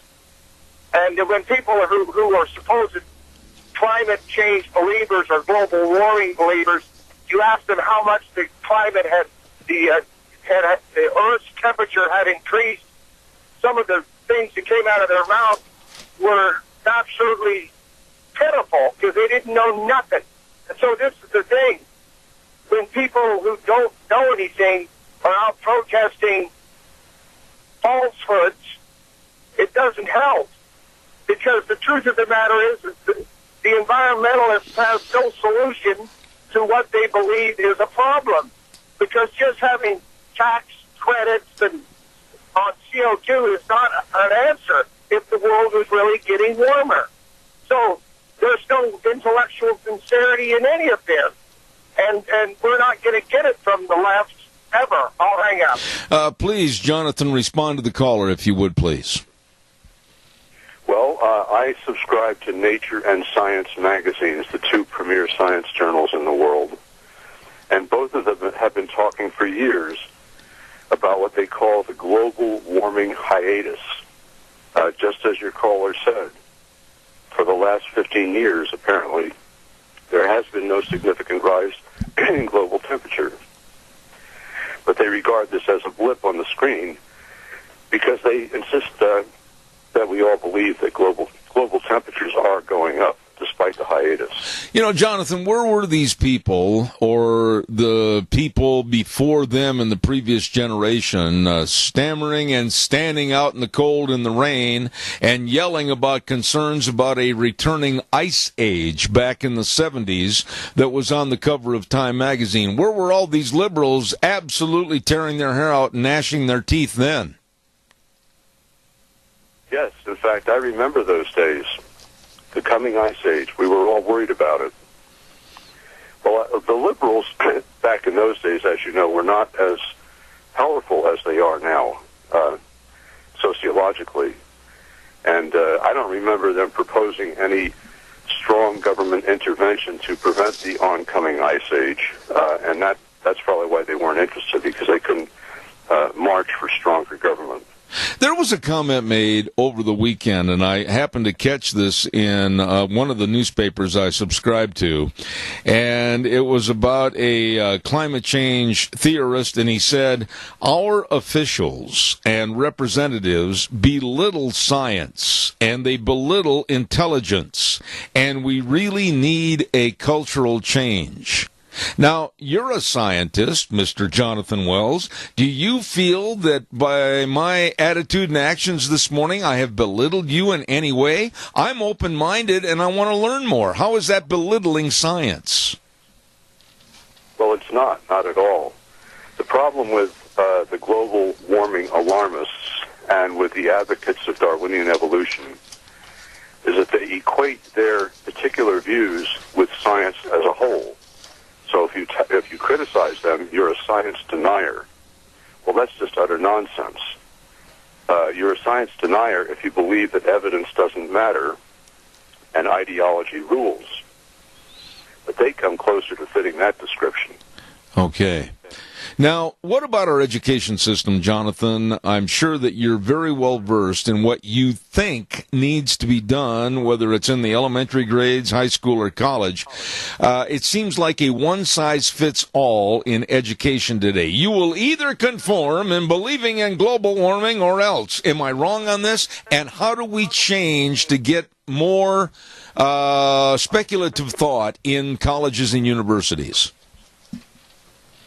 Well, I think you're absolutely right about the insistence on conformity, and it appalls me. I used to think the system could be reformed by going to local school boards, by going to administrators and so on, but as far as I can tell, that approach has not worked. So the first thing I would advocate would be voting for vouchers for elementary school students. So don't force the parents to send them to public school. Give the parents the equivalent amount of money and let them send their kids to whatever school they want. That would be a first step. I think eventually that might lead to taking the money away from public schools entirely, putting it in the hands of parents, and letting them decide where they want to send their kids to school. Absolutely. Now, you've written a couple of books, and I'd like you to talk about the last book, the newest book, Zombie Science. Give me a little background on this book, what it is, and what I'll take away from it when I close the cover for the last time. Well, in 2000, I published a book titled Icons of Evolution that described 10 images used in biology textbooks to indoctrinate students in Darwinian evolution. All of the icons misrepresent the evidence, and scientists had known it for years, but they were still being used. Zombie Science, which I just published, shows that those 10 icons are still there. Even though the evidence against them has grown, they're still being used to indoctrinate our children in Darwinian evolution. I also described 6 additional icons that have long been there, but I could not fit into the original book. So Zombie Science, for me, is materialistic philosophy masquerading as empirical science. Aha. Okay. Instead of resting on the evidence, it rests on a materialistic philosophy. And that's what our students are being indoctrinated in. Okay. Now, where can people obtain this book, your latest, Zombie Science? Is it available at all bookstores? No, it's available on Amazon, but a better way to get it, in my opinion, is to go to a website called simply iconsofevolution.com. Now, let me ask you one final thought here, Jonathan, before I let you go. And again, this is kind of a speculative type question as to what we can do. But what about our society? Is there ever an opportunity that you see when there are questions on whether it's global warming or whether there are questions on actually creationism versus evolution? Can we ever get together and have scientists from both sides of the aisle agree to do impartial studies and try to really study science as it should be, or is that just wishful thinking? Well, I would hope that would happen. The atmosphere in the last 15 or 20 years, unfortunately, has become much more polarized to the point where it's difficult to get advocates of Darwinian evolution or of man-made global warming to actually sit down with their critics and have a decent discussion. So I'm all in favor of trying, but the polarization has reached a point where it will be very difficult, I think. Dr. Jonathan Wells, Senior Fellow of Discovery Institute Centers for Science and Culture, a brand new book called Zombie Science, More Icons of Evolution. And Jonathan, promise me you'll come back in the future. I've enjoyed our conversation this morning. I would be happy to, Zeb. All right, sir. God bless. Thank you for being on the program. Thank you very much. You're welcome. Great article, and written in the stream, the March for Science, really a march for conformity, and I couldn't agree with him more. It's either you follow in our lockstep or get out of Dodge City. And I read a lot of, and I'm going to say this, some people might be offended, a lot of the garbage that was in our own local paper advocating the March for Science and everything, and one picture in the paper in particular caught my attention. They were talking about a woman giving a speech on, it looks like, the Twin Falls County Courthouse steps. Wendy Kofer, founder of the Magic Valley Pagans. Yeah, okay. Anyway, we've got to get a weather forecast on here right now, and the weather is brought to you by some really smart professional people. And that, of course, is Phillips, Oaks, Goodwin, Crane, and Company CPAs. They've been providing accounting services to the Mini-Cache area for well over a half a century. That's right, they're the best. With tax return preparation, tax planning, business consulting, bookkeeping services, retirement planning. Oh my, 2 locations to serve you. Absolutely the best. Phillips, Oaks, Goodwin, Crane, and Company CPAs. Right now, here's the weather. Rainy and windy for today, and that looks like it's going to be the mantra at least for this week. Today we are expecting winds out of the west right around 20 miles an hour. We are expecting more rain showers this afternoon as well. High of 51, overnight low of 37. Tomorrow, winds kicking up to about 24 miles out of the west. Partly cloudy skies, high of 56 with an overnight low of 40. Expect rain showers for Wednesday. Yes, it's going to be windy as well. High of 51. And definitely windy for Thursday, about 30 miles an hour out of the west for Thursday. Partly cloudy skies, high of 48. That is your weather for Zeb at the Ranch. It is yucky outside. I tell you what, it's just not a pleasant day today, but we got to take spring weather. Thank you, Gina. And the weather brought to you by Phillips, Oaks, Goodwin, Crane, and Company. I know Leiden Crane really well, and I'll tell you, oh, by the way, he's very fluent in Spanish and can offer any of their services in Spanish. They have 2 locations, 1710 Overland Avenue in Burley or 625th Street in Rupert. The best. Phillips, Oaks, Goodwin, Crane, and Company CPAs serving you. We have a moment or two. Give me a jingle at 436-2244, 1-866-927-4587. Remember a couple of weeks ago when Dr. Adrian Arp wrote an article in the Times News, and then they had a rebuttal about what his thoughts were. Adrian is very, very scientifically oriented. Stand by, caller. I'll be right there. And knows a lot more than most anyone about global warming and CO2, etc. And they had a rebuttal to him and his common sense approach to global warming. Well, yesterday in the paper, they wrote a let write by James Entry. Dr. James Entry.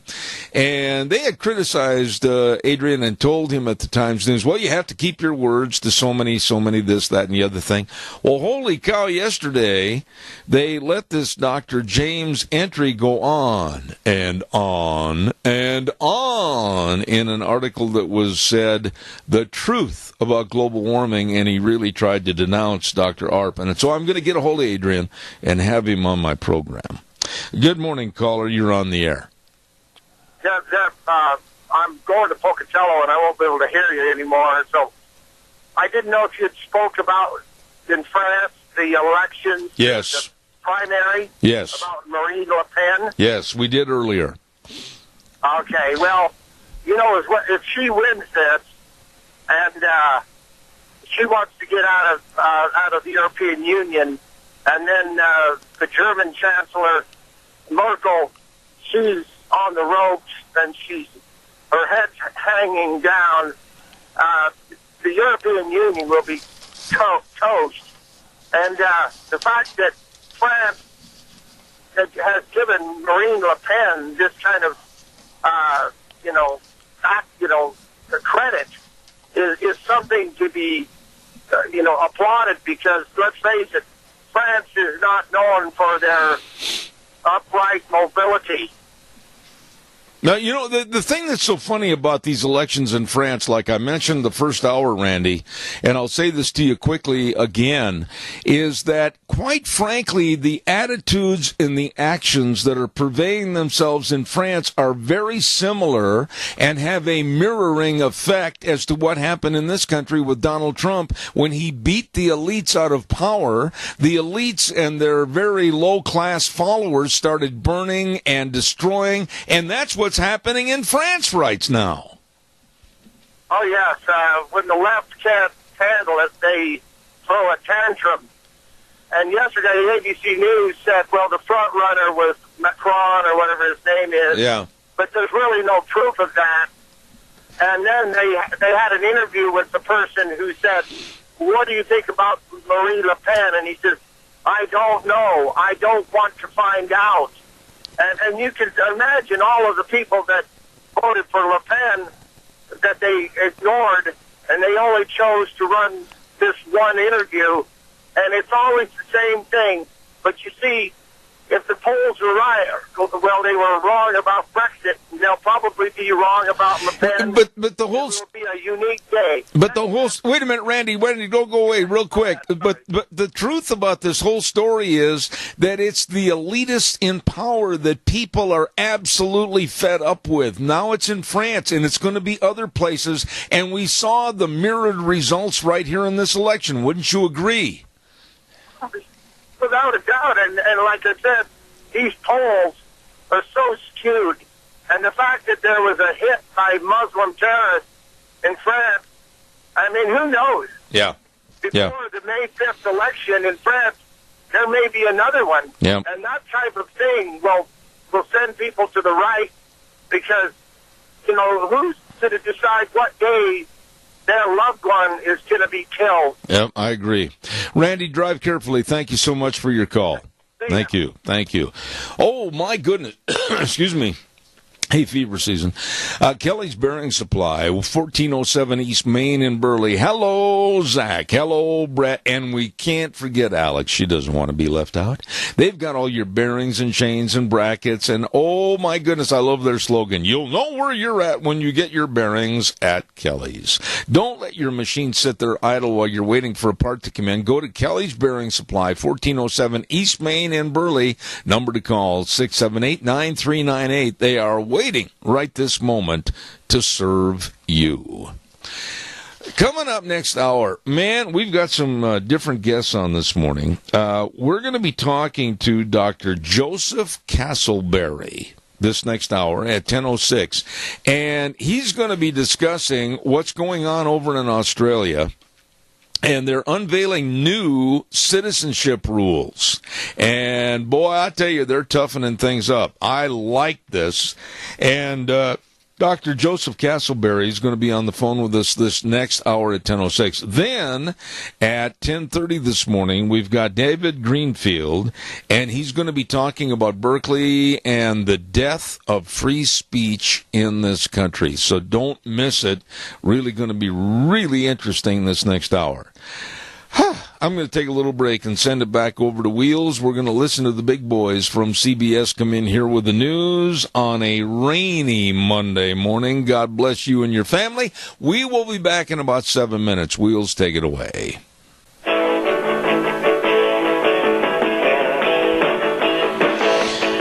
Well, good morning. Here we go. Hour number 3, Zeb at the Ranch on a rainy, kind of a cloudy morning on a Monday. And good morning to you, brought to you by our good friends at your Magic Valley. Les Schwab Tire Centers, our major sponsor, and they're having a great big spring tire sale right now at all 7 locations. And, of course, some of our great advertisers like Western Waste Services, always at your disposal. Call them, get on the route service at 734-6969. We're going to have our guest with us in just a moment, but right now, first of all, I want to remind you again about Autumn Haven Assisted Living Center. They are there to serve you and members of your family, and they make every effort to make Autumn Haven the best place. They are the only locally owned and operated assisted living facility in the Mini-Cassia area, and they absolutely invite you to come on by and see their facility anytime for tours and just check them out.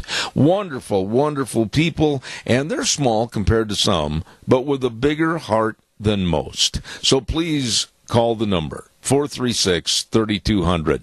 Autumn Haven Assisted Living Center, 924 Christian Way in Rupert. Right now, let's go to the phone line, and I'm looking forward to a conversation with this gentleman. His name is Dr. Joseph Castleberry. He is the president of Northwest University. Good morning, sir. How are you? Hey, great. Terrific to be on the program with you. I'm going to be over in Idaho myself today, so it's always fun to be on the radio with you. Well, what part of Idaho are you going to be in, sir? Tonight it's going to be Coeur d'Alene. I get to Boise about 7 or 8 times a year, but love being over there. Well, I understand that you are the president of Northwest University, and you have been involved in missionary service for 20 years over in Latin America, and you have quite a few views on immigration and immigrants. Would you care to tell me what your thoughts are? Yes, I wrote a book in September of 2015 called The New Pilgrims, How Immigrants Are Renewing America's Faith and Values. And there could not have been a better time in the history of the world to write a book on immigration, because exactly at that time, Donald Trump made it one of the signature issues of his campaign. And, of course, we've all been talking about immigration intensely for over a year now. My book was a unique voice in the debate in that it focused on the positive aspects of immigration for America and the contributions that immigrants are making, especially to the life of faith in America and to some of our most cherished American values. Now, Dr. Castleberry, I got to tell you that I'm really careful in the defining of the word immigrants or illegal aliens. And I absolutely will not have anybody change my thought on this, and I'll tell you why. I am not an open borders person. I think that you have to have rules and regulatory means and methods of protecting citizens and taxpayers. So give me your definition. Are you in favor of immigrants or illegal aliens? The situation is complicated. The most important thing we have in America, the thing that makes our society work, is the rule of law. And we absolutely must have an orderly immigration system in our country. And we have made a real mess. And part of it has been folks crossing the border illegally and coming here without our permission. But the other part has been a general American tolerance for that. Our employers love the labor. They need the labor. And our legal code in the last, especially the last 30 years, but really the last 50 to 60 years, has not allowed for the amount of immigration we needed in order to bring our crops in and take care of our growing economy. We've had a tremendous economy ever since Ronald Reagan, God bless it forever, and we just didn't make the provision for enough immigrants to come, and that created this industry of legal immigration, and it's time to fix it. And the only way we're going to be able to fix it is a massive overhaul of our system. So I'm with you in wanting legal immigration. Nobody likes illegal immigration. That's bad for everybody. But we need a system that actually works for our country. No, and I think you and I probably will have more agreements than any potential disagreements on this. However, that being said, how? How are you going to fix a mess of an immigration system when you have a split between the two partisan politics of the Republicans and the Democrats and the hatred that now is purveying itself all through politics back in Washington, D.C.? Okay, you tell me how you're going to fix it. First of all, you are an excellent interview, and thank you for a question that's simple and not 5 or 6 questions all at once. Here's the answer to that one. We do it through the thing that made America great in the first place, and that is we get together, sit down, and reason together and come to compromises that create a new consensus in America. The division that we have been cultivating in our country for the last 30 years is killing us, and we can't continue this way. So actually, there are really solid proposals on the board right now for fixing the immigration system. They're even more solid since Donald J. Trump became president because he brought a seriousness to the issue of border security. So here's a compromise that I think that we can work with. Point A, increased border security, including the wall. No, that's not a problem. The wall is going to fix a lot of human rights abuses that have been needing to be fixed. So yes, let's increase border security. Second, let's deport people who are violent criminals and who are not contributing to our system. People who are gang members and people who have committed violent felonies. They don't have any business being here. Let's get rid of them. Third, we need a guest worker program that allows people to come to our country and work and go home once the crop cycles are over or once their job is done and that we don't need them anymore. America needs that, and immigrants need it. A fourth thing that we need to do is create a path to legality for those people who are here, who are contributing to America and are not criminals. And there are at least 12 million false Social Security numbers in our system. That's a complicated issue, but what it means is that people have been paying Social Security taxes they will never draw out. Those accounts, part of the compromise will be that those accounts are just lost. The money those people have contributed is our money now. A part of it will be a fine for having broken the law in the first place, something like $5,000 for each family to get themselves legal. And perhaps part of the compromise will be that they will never be able to be citizens, but they will be legal. There's no reason for us to uproot them and deport 12 million people. They're part of our system now, and they're contributing to the goodness of the country. And so those are some issues that we can come together and find agreement around that are humane, that realizes that we've been complicit in creating a bad situation, and take serious steps to fix it. Okay, now, Dr. Castleberry, let me say some statements here, and then you give me your rebuttal or response or possible agreement on what I say. I honestly, firmly believe that America today cannot be a place for everyone that wants to come here, to be here, reside here, prosper here, and flourish here. It just can't happen because of the environment, the water concerns, employment concerns. It just can't be a home for everybody that wants to come here. Your thoughts? I totally agree with you. I am not an open borders person. I'm for fixing the mess we've got now and going forward on a rule of law basis. Okay. Now, Australia, and this is really interesting to me. Australia, according to this cheat sheet that I have on this interview with you, has unveiled new citizenship rules and regulations that the people must be fluent in English and have Australian values. I, in turn, would say that America is losing its culture. America is losing its heritage because we have so many diversified people coming in their own cults and gatherings that we've lost the real true meaning of a melting pot of America. How would you respond to that? I would say that there is a ton of university research that demonstrates that that's not true. Immigrants today in America are assimilating as fast as any group of immigrants in history. English is being learned at the same rate as always. You know, the thing about first-generation Americans who are born here, they learn English immediately in childhood. The thing about old immigrants is that there's brain physiology reasons that explain this, by the way. But old immigrants who come here after they're full-grown adults are never going to be as strong in English as people might like.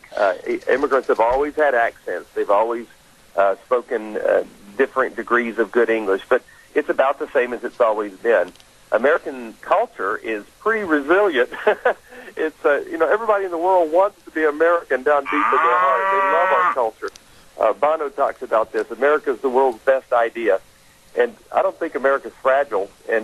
But yes, that we have a big wave of immigration we're assimilating right now, and it makes it feel like things are a little out of control. But in fact, America is extremely powerful in assimilating its immigrants. Okay, now I have a difference of opinion on certain things that you said there, but in all, I think we're still on the agreement side. We have a caller, and then I'll be back with more questions for you. Caller, your comment, please, to Dr. Castleberry. Go ahead, please. Thank you, Zeb. My question is, with all due respect to your guest, explain Dearborn, Michigan, for an example. They're not willing to assimilate. They don't want to. And there are areas here in Idaho who majority language is not English, and they don't even bother with the customs of the area. You know, they bring in their language from wherever they come from. And for them to want to assimilate and supposedly doing a good job at it, that's a pretty poor example. But I'll listen. Thank you. You know, and before you respond, Dr. Castleberry, let me also interject that. What he said about Dearborn, Michigan, and various aspects of my old collegiate state of Minnesota when I went to school at the University of Minnesota, etc., we're seeing some real clashes with our culture, and a lot of the, and I'm going to be very blunt, Muslim so-called immigrants or refugees wanting to have the implementation of their rules and regulations through Sharia law. We've got some real problems here. What are your responses to what we just stated? Well, point A, I don't have any patience with Sharia law in any sense whenever it conflicts with American civil law. You know, we don't have any problem with religious law as long as it doesn't conflict with our civil laws. But you know, things like female genital mutilation and stuff like that, which isn't really part of Sharia, but nevertheless gets mixed in with it. There's no room for that in America, and we need to enforce American law when people disobey it. But we've always had pockets of immigrants that didn't assimilate, and there are pockets now. For example, you've got the Amish in Pennsylvania who live off by themselves and speak German still. It's a form of German that's barely recognizable in Germany because it's so old and unchanged. We got Cajun folks in Louisiana that are still speaking Cajun Creole and those kinds of it. There are a couple of languages down there they speak that used to be French. And those folks never assimilated, but they're not hurting anybody. They're off in the corner doing something by themselves. And their young people tend to leave them in large numbers. Those communities aren't growing. They stagnate. So we've always had little pockets of non-assimilation. But you can put your money on America in the long run. Our culture is very, very powerful. You know, and I don't mean to be rude, but I noticed in your speaking dialect, I either perceive a West Oklahoma or a West Texas accent. Am I wrong?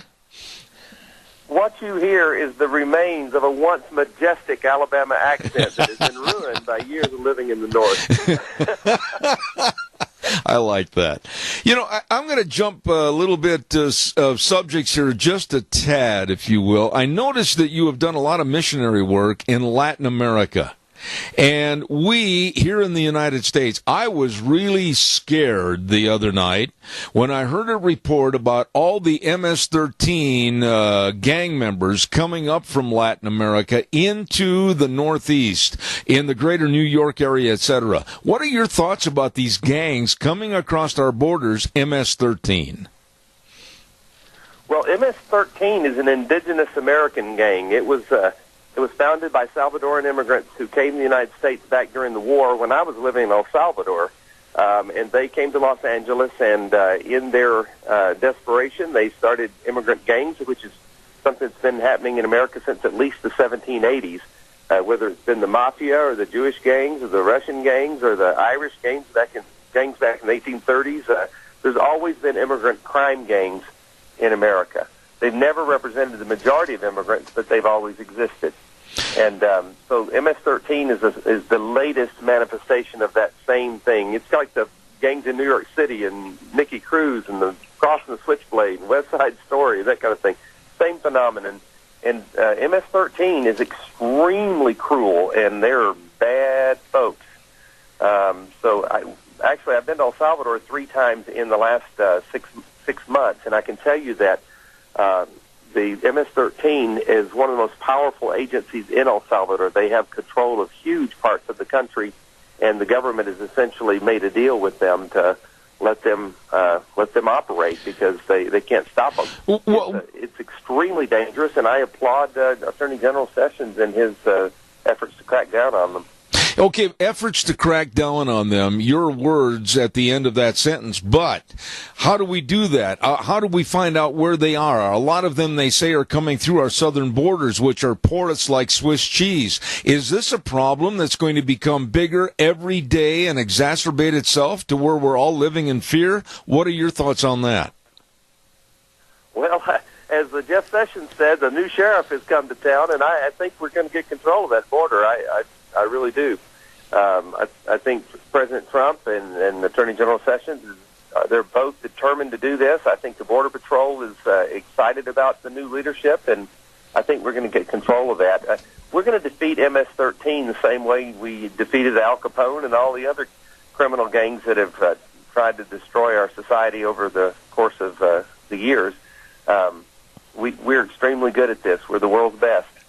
I must ask you about sanctuary cities. I must ask you about the blatant approach against our government, against our federal laws and regulations from Bill de Blasio in New York City and, of course, San Francisco and others, Rahm Emanuel in Chicago. I mean, how in the world can you have an organized civil society that cares about laws and cares about its citizens when you have utter chaos and you have mayors that are defying the law and basically sticking their chin out at Attorney General Sessions and saying, we're not going to adhere to anything you say? How are we going to overcome this problem? Well, I am not in favor of sanctuary cities. They are an evidence of the breakdown of the rule of law in the country. And again, as I said at the beginning, this is the most precious thing we have in America. We can't have an orderly, prosperous society with justice unless we have the rule of law.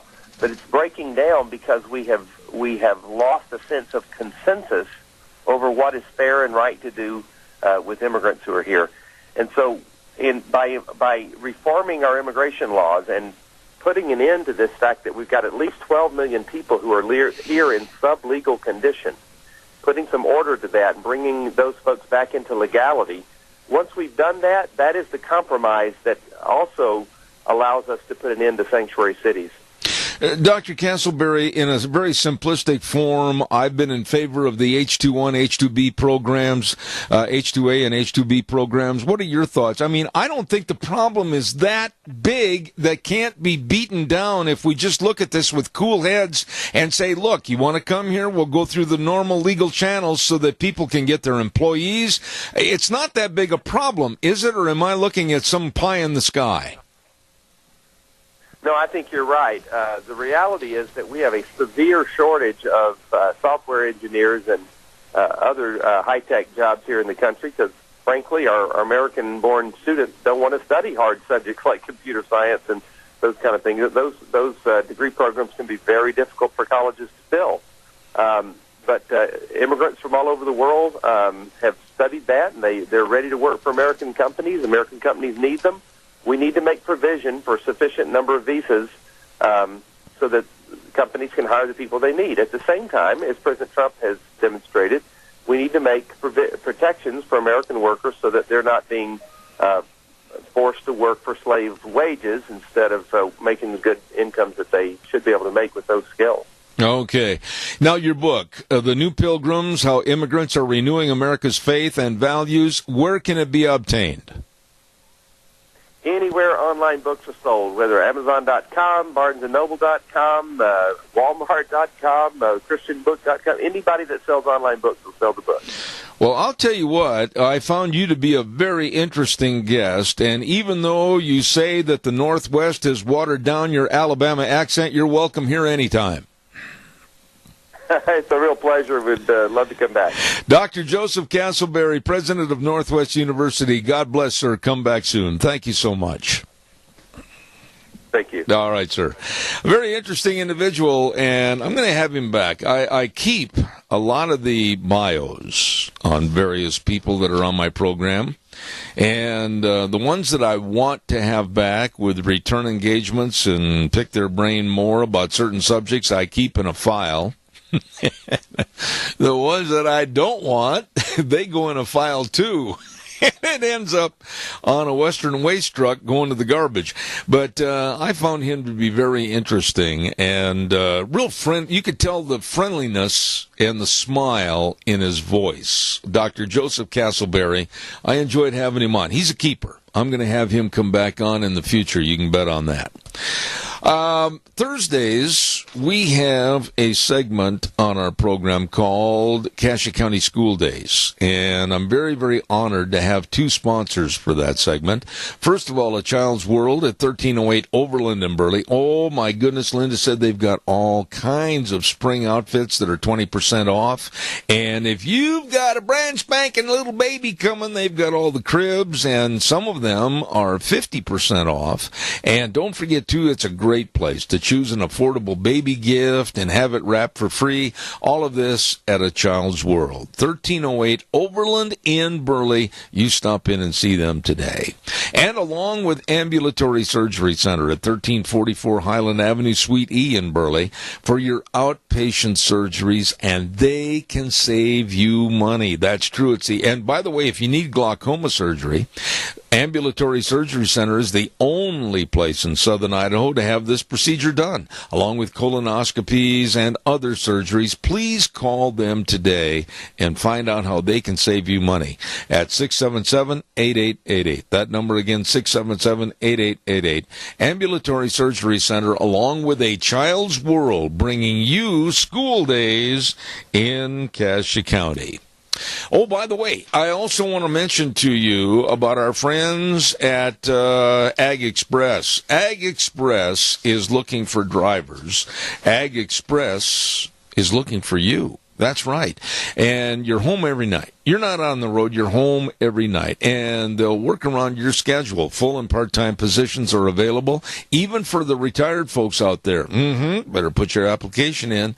And you'll be using new and maintained equipment, and they've got great vacation schedules and benefit programs. You better call Dale in Paul at 438-8886, or Alan in Twin Falls at 731-2495, or Russ in Burley at 431-7175. Ag Express is looking for drivers. Ag Express is looking for you. I think right now we're going to send it back over to our main studios, and then we'll come back in a few minutes, and we're going to have Daniel Greenfeld on the program, and I'm really, really looking forward to having him on. He's going to be talking about the death of free speech in Berkeley, and talk about what's going on that college campus, and then also Ann Coulter and others, so stay tuned for that. Right now, we're taking over to Wheels for a small break at the bottom of the hour. And now, back to Zeb at the Ranch on AM 1230 KBAR. To reach Zeb, call 436-2244 or toll free 1-866-927-4587. And now, here is Zeb. Oh, thank you. And don't forget our dear friends at Ramsey Heating and Electric and Lennox. You better get a hold of those good folks, and I'll tell you why. They're offering rebates of up to $1,700 on qualifying new Lennox home comfort systems. You better believe it. Check it out today. Call Ramsey Heating and Electric at 678-0459. And Lennox, they're trying to save you money. I really am looking forward to this conversation. This gentleman, Daniel Greenfeld, on our program coming up next, wrote a very interesting article about free speech dies in Berkeley. And he's on our program next. He's a Shillman journalist and a fellow at the Freedom Center in New York. Good morning, sir. How are you? Good morning. I'm doing great. How are you? Really good. I loved your article, the brief article as it was. But what do you think about free speech in America with your title, It Dies, in supposedly the birthplace of free speech, Berkeley, California? The bottom line is, to have free speech, you need to actually be able to get up there and make a speech. If you have a situation where when thugs can show up and attack you and disrupt your ability to speak, then you don't have free speech. What you have is just free speech whenever the thugs who are in charge of this sort of thing allow you to speak. So that's not free speech. That's not a civilized society. That's chaos. That's ruled by thuggery. And right now, that's what the left is doing. Daniel, why and how did we in the United States, with our beloved Constitution and our amendments and the First Amendment, why did we let this even start to fester and turn into an open sore? What happened to us? Well, we lost the college campus. That's the short version of it. Back in the day when this was going on in Berkeley under Governor Ronald Reagan, he sent in the National Guard. He shut it down hard. He shut it down fast. But since then, college presidents have completely lost control of campuses. In the last 2-3 years, we saw college presidents actually being hounded from campuses by leftist protesters. State governors showed no real interest in doing anything about it. And the situation spread from the campus. It spread out into the country at large. It spread out into maybe not the whole country, but certainly in major cities and places across California. They're what they call no platforming, which means refusing to let speakers they disagree with speak, began to spread. And we see this in Berkeley, where if people show up they don't like, you have thugs showing up in masks with pepper spray and bats, and the police are told not to do anything because the Berkeley city authorities clearly agree with this. You know, is this mess, and that's what it is right now, Daniel, is this mess going to be with us on a permanent basis? Can we correct this? Can we bring in a big broom and a dustpan and clean this mess up, or is it too late in America? It's not too late. We just need the motivation to do it. Back in the day, as I mentioned, Ronald Reagan came in and he sent in the National Guard. He said, we're not going to put up with this. And that was that. So we need to take a really close look at college campuses. One of the things that's going on is that you have a lot of these political identity studies departments. These departments are not producing anything legitimately academic. Instead, they're producing community organizers. They're turning out these thugs who are then encouraged to perform activism, and their idea of activism is shutting down the free speech of people that they disagree with. And a lot of this just needs to be defunded. It needs to be defunded at the scholarship level. It needs to be defunded at the federal level. It needs to be defunded at the state level. In states where this has started creeping in, it needs to be cracked down on. And places like California that have declared themselves sanctuary states for law breaking, the federal government is sending a message that it's not going to be tolerated. So we need to push back on this. Let me ask you something. Our alumni who are giving money to colleges that they went to, they have to attach conditions to that to say that we need to have free speech, otherwise we're not supporting your college. Right. Let me ask you a question, Daniel. After you did the study on free speech dying in Berkeley, California, what about you, Daniel Greenfield? What would you do if somebody came up to you, whether you're on a campus or whether you're on a street corner, whether you're waiting for a bus, whatever, and told you, oh, you can't say that, sir, you're in a no free speech zone? What would you do? Well, I've had that happen to me quite a bit because I do public speaking, and just in general, the Southern Poverty Law Center actually labeled me individually as a hate group. They labeled also a bar sign over in Pennsylvania as a hate group. They labeled any number of people as hate groups, and the practical thing is that this does put you in danger because the Southern Poverty Law Center list of hate groups was used as the basis for violence. The Family Research Council was actually attacked by a terrorist who came in and tried to shoot it up because, and in his words, he got it off the Southern Poverty Law Center hate map. So there is very definitely a risk here. And once you actually stigmatize people, once you say these people should not be allowed to speak, you're facing the threat of violence. Yeah.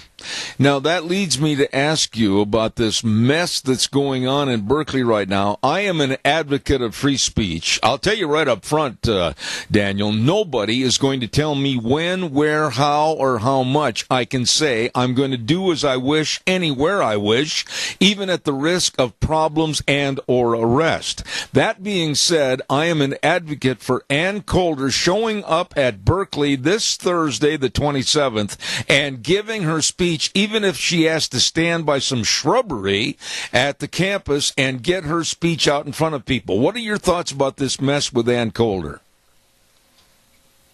That's what you have to do. Ann Coulter has done the right thing by refusing to back down, by saying she's going to give her speech no matter what.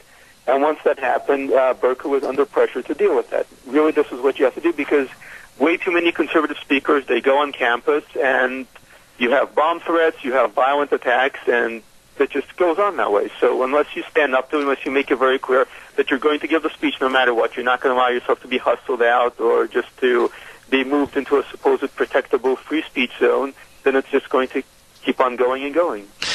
You know, are we at a risk, and I guess maybe I'm pugnacious enough to stand there and say I'm not going to change my ways or bend to your whims and wishes. Are we at a point where we're going to be looking at complete civil war in this country with the partisan politics the way it is today, Daniel?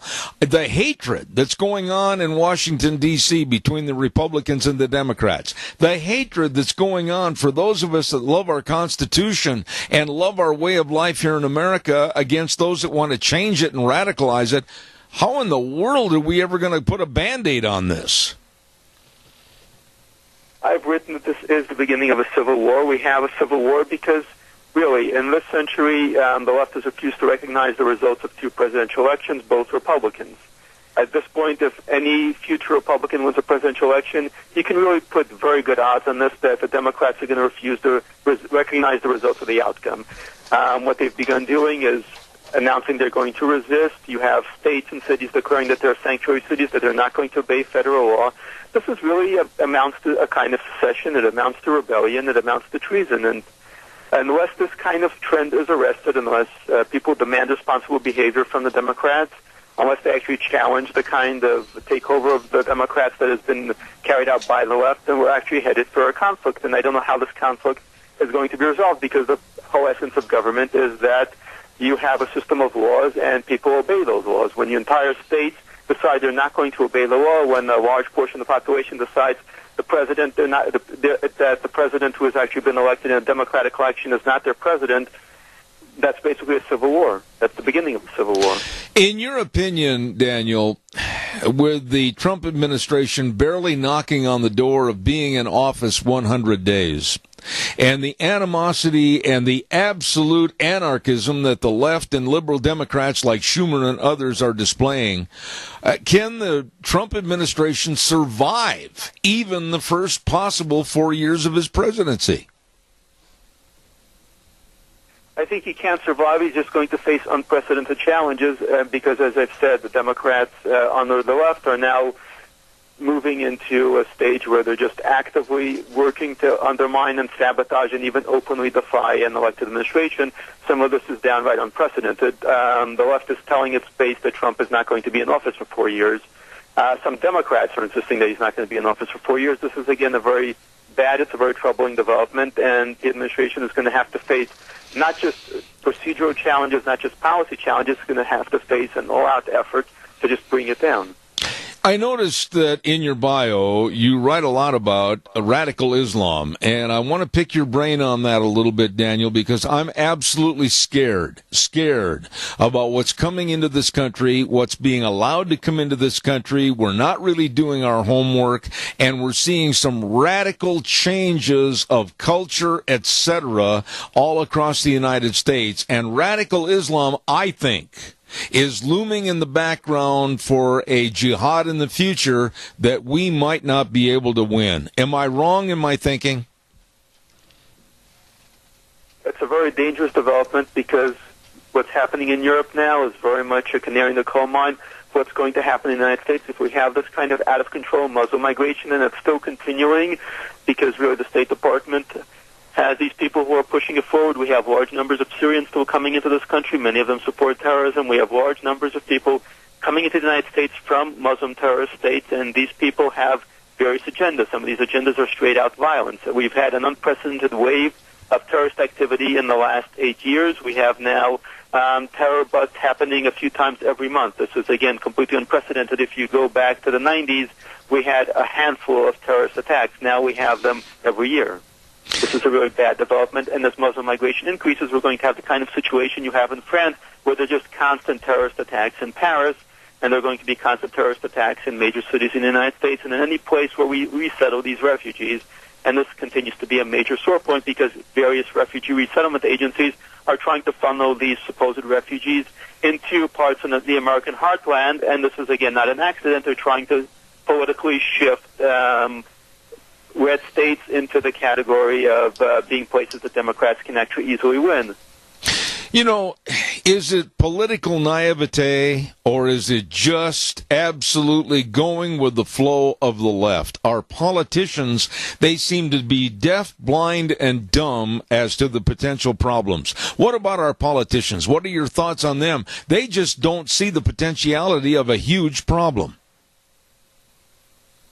Many of them don't get it, unfortunately. They're really slow to recognize major developments like this. And again, much of our politics really is about having this kind of consensus, and much of the consensus comes from the media. Even when people who are conservatives push back against it, they don't push back nearly far enough. And I think that's one of the reasons why Trump won, because it was actually a breath of fresh air. He was pushing back much harder. And I think in the future we are going to see more and more of that. And it's vitally important that politicians, that our current election officials start thinking outside the box, because right now they're very much thinking in the box. They're not really recognizing just how bad the situation is. You know, and last part of our segment here this morning, Daniel, what's going on over in France with the new elections, and basically the population of France telling the elitists, much the same as here in the United States, get out of Dodge City, we don't want you in power anymore. Is this a new trend in Europe that is going to mirror what happened here with the Trump election here in the United States? So we're seeing a similar wave in Europe, an anti-establishment wave, a wave of people who want major change because the situation is even worse in Europe, and arguably this got started in Europe before it got started in the United States.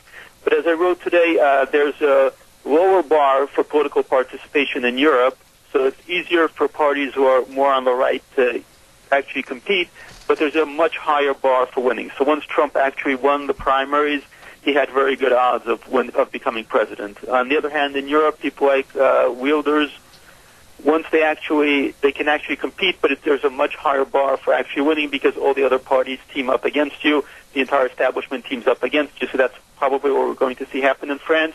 So you do have people who represent voices outside the establishment who are becoming popular, who are winning major cities even, but they can't quite get past the bar, because the entire system is really built to prevent people who are outsiders from actually winning an election. Final thought here, on a scale of 1 to 10, 1 being not very good at all, 10 being optimistic. How optimistic are you that we can overcome some of these obstacles and come together again as a nation in the future? I think the odds are there. Certainly, the American people themselves have a strong ethic. They have a strong confidence and faith in their own nation. But part of the problem really is that we have these concentrations of what one might call un-American sentiment. In major cities, these places are culturally cut off from the rest of the United States.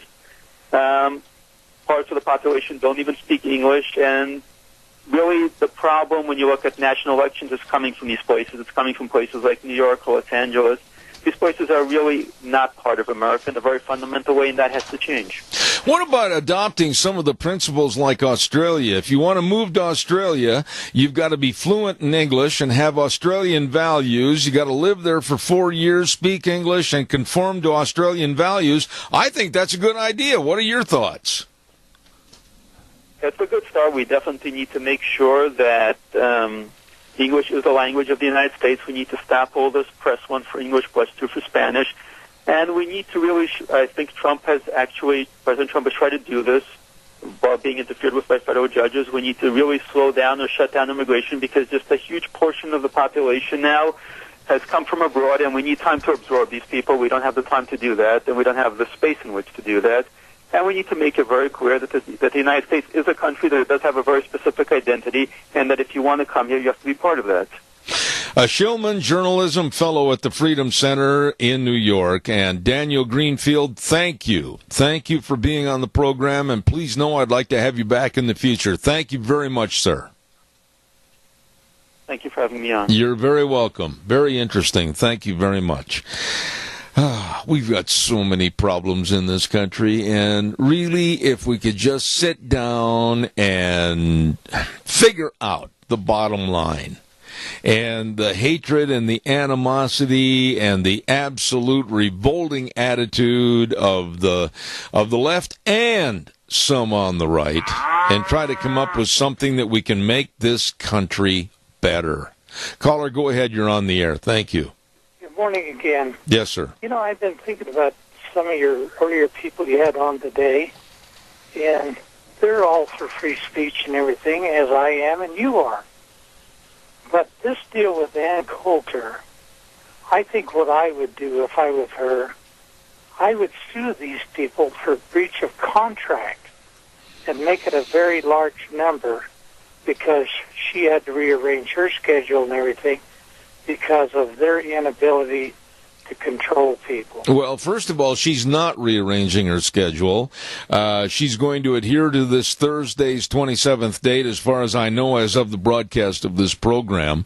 And she couldn't speak at the new date that they wanted her to of May 2nd because she was already booked up.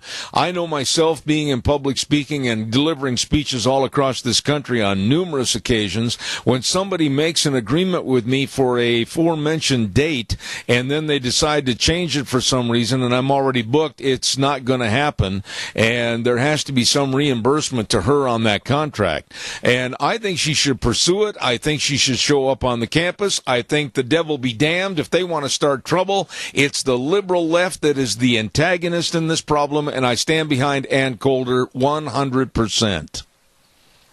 Well, I do too. But I don't want to see her get shot or killed. Yeah, but wait a minute, Keith, wait a minute. Happen with that bunch of nuts. I know, Keith, wait a minute. But that is exactly what the left wants. They want fear to be implemented into people's lifestyle. They want to make that message clear that if you show up, we're going to hurt you. If you show up, we're going to burn. We're going to destroy. And that is the death of free speech. Somebody with courage has got to stand up, and I believe it's the likes of Ann Coulter, and say, no, you're not going to threaten me. You're not going to scare me. I'm going to be there, and we're going to put this right back in your face. That's what needs to happen, Keith. Well, I agree with you there. But on the other hand, she should demand that she have all the law enforcement and everything that is needed there to keep that under control. Absolutely.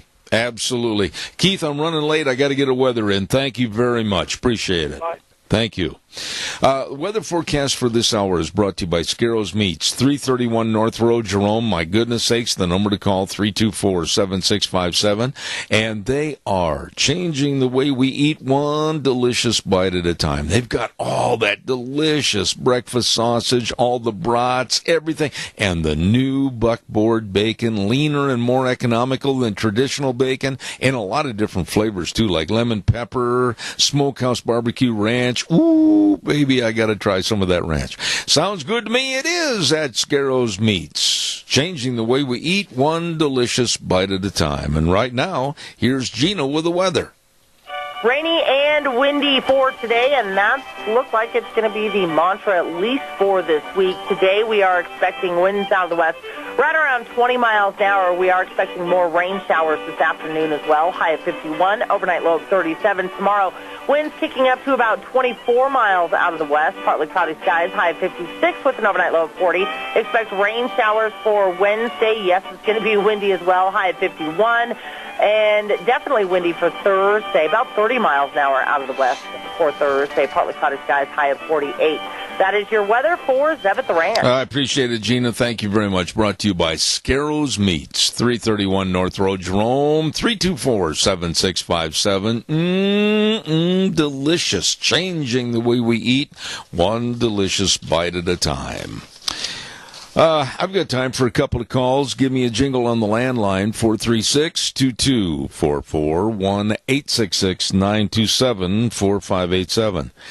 You know, I'm not going to change the way I do this program. I'm kind of like an old dog, you know. I just get up on the porch every morning and do my broadcast, and I only know one way of doing this show. And that's to be very straightforward and let the chips fall where they may. And if some people are offended and some people are angered for that, I don't care. Now, some people criticize me. I remember about a month ago I got a phone call of criticism over this, and they said, "What do you mean you don't care?" I said, "I don't care. I cannot be all things to all people. A president cannot be all things to all people. A congressman or a senator cannot be all things to all people. You have to draw a line in the sand as to where you stand on your sense of values, and you have to stand for those values. A long, long time ago when I started this program, a person told me, well, you don't want to make anybody mad. Well, you just want to listen to the viewpoints, and you want to just kind of be a sounding board and let them say what they want. Oh, mishmash garbage. I am going to make an opinion. I am going to stand behind my opinion. I am going to tell you what I think is right and wrong. And I'll tell you what, right now in this country, we've got so many wrongs that need to be righted. If you can stand up and support the liberalism that's going on in this country and tearing the fabric of America apart and grinding it in the dirt with a boot heel, I think something's wrong with you. Definitely. Well, this country has so many great things to offer, still. This country has so many great people that can follow their American dream and grow and prosper and be really something and somebody. But yet the left wants to turn them down and say, oh, well, you've just got to become one of the herd. Why, you're not exceptional. No, you can't do this. Baloney. You can do anything to succeed in this country today if you use one 3-letter word. Try. T-R-Y. If you try, you can do anything you want. You can achieve anything you want. You can be anything you want. You can get any job. You can attain any amount of success if you try. And anybody that doesn't believe that, to me, is worthless to be around. Caller, quickly, I've got 1 minute. Go ahead.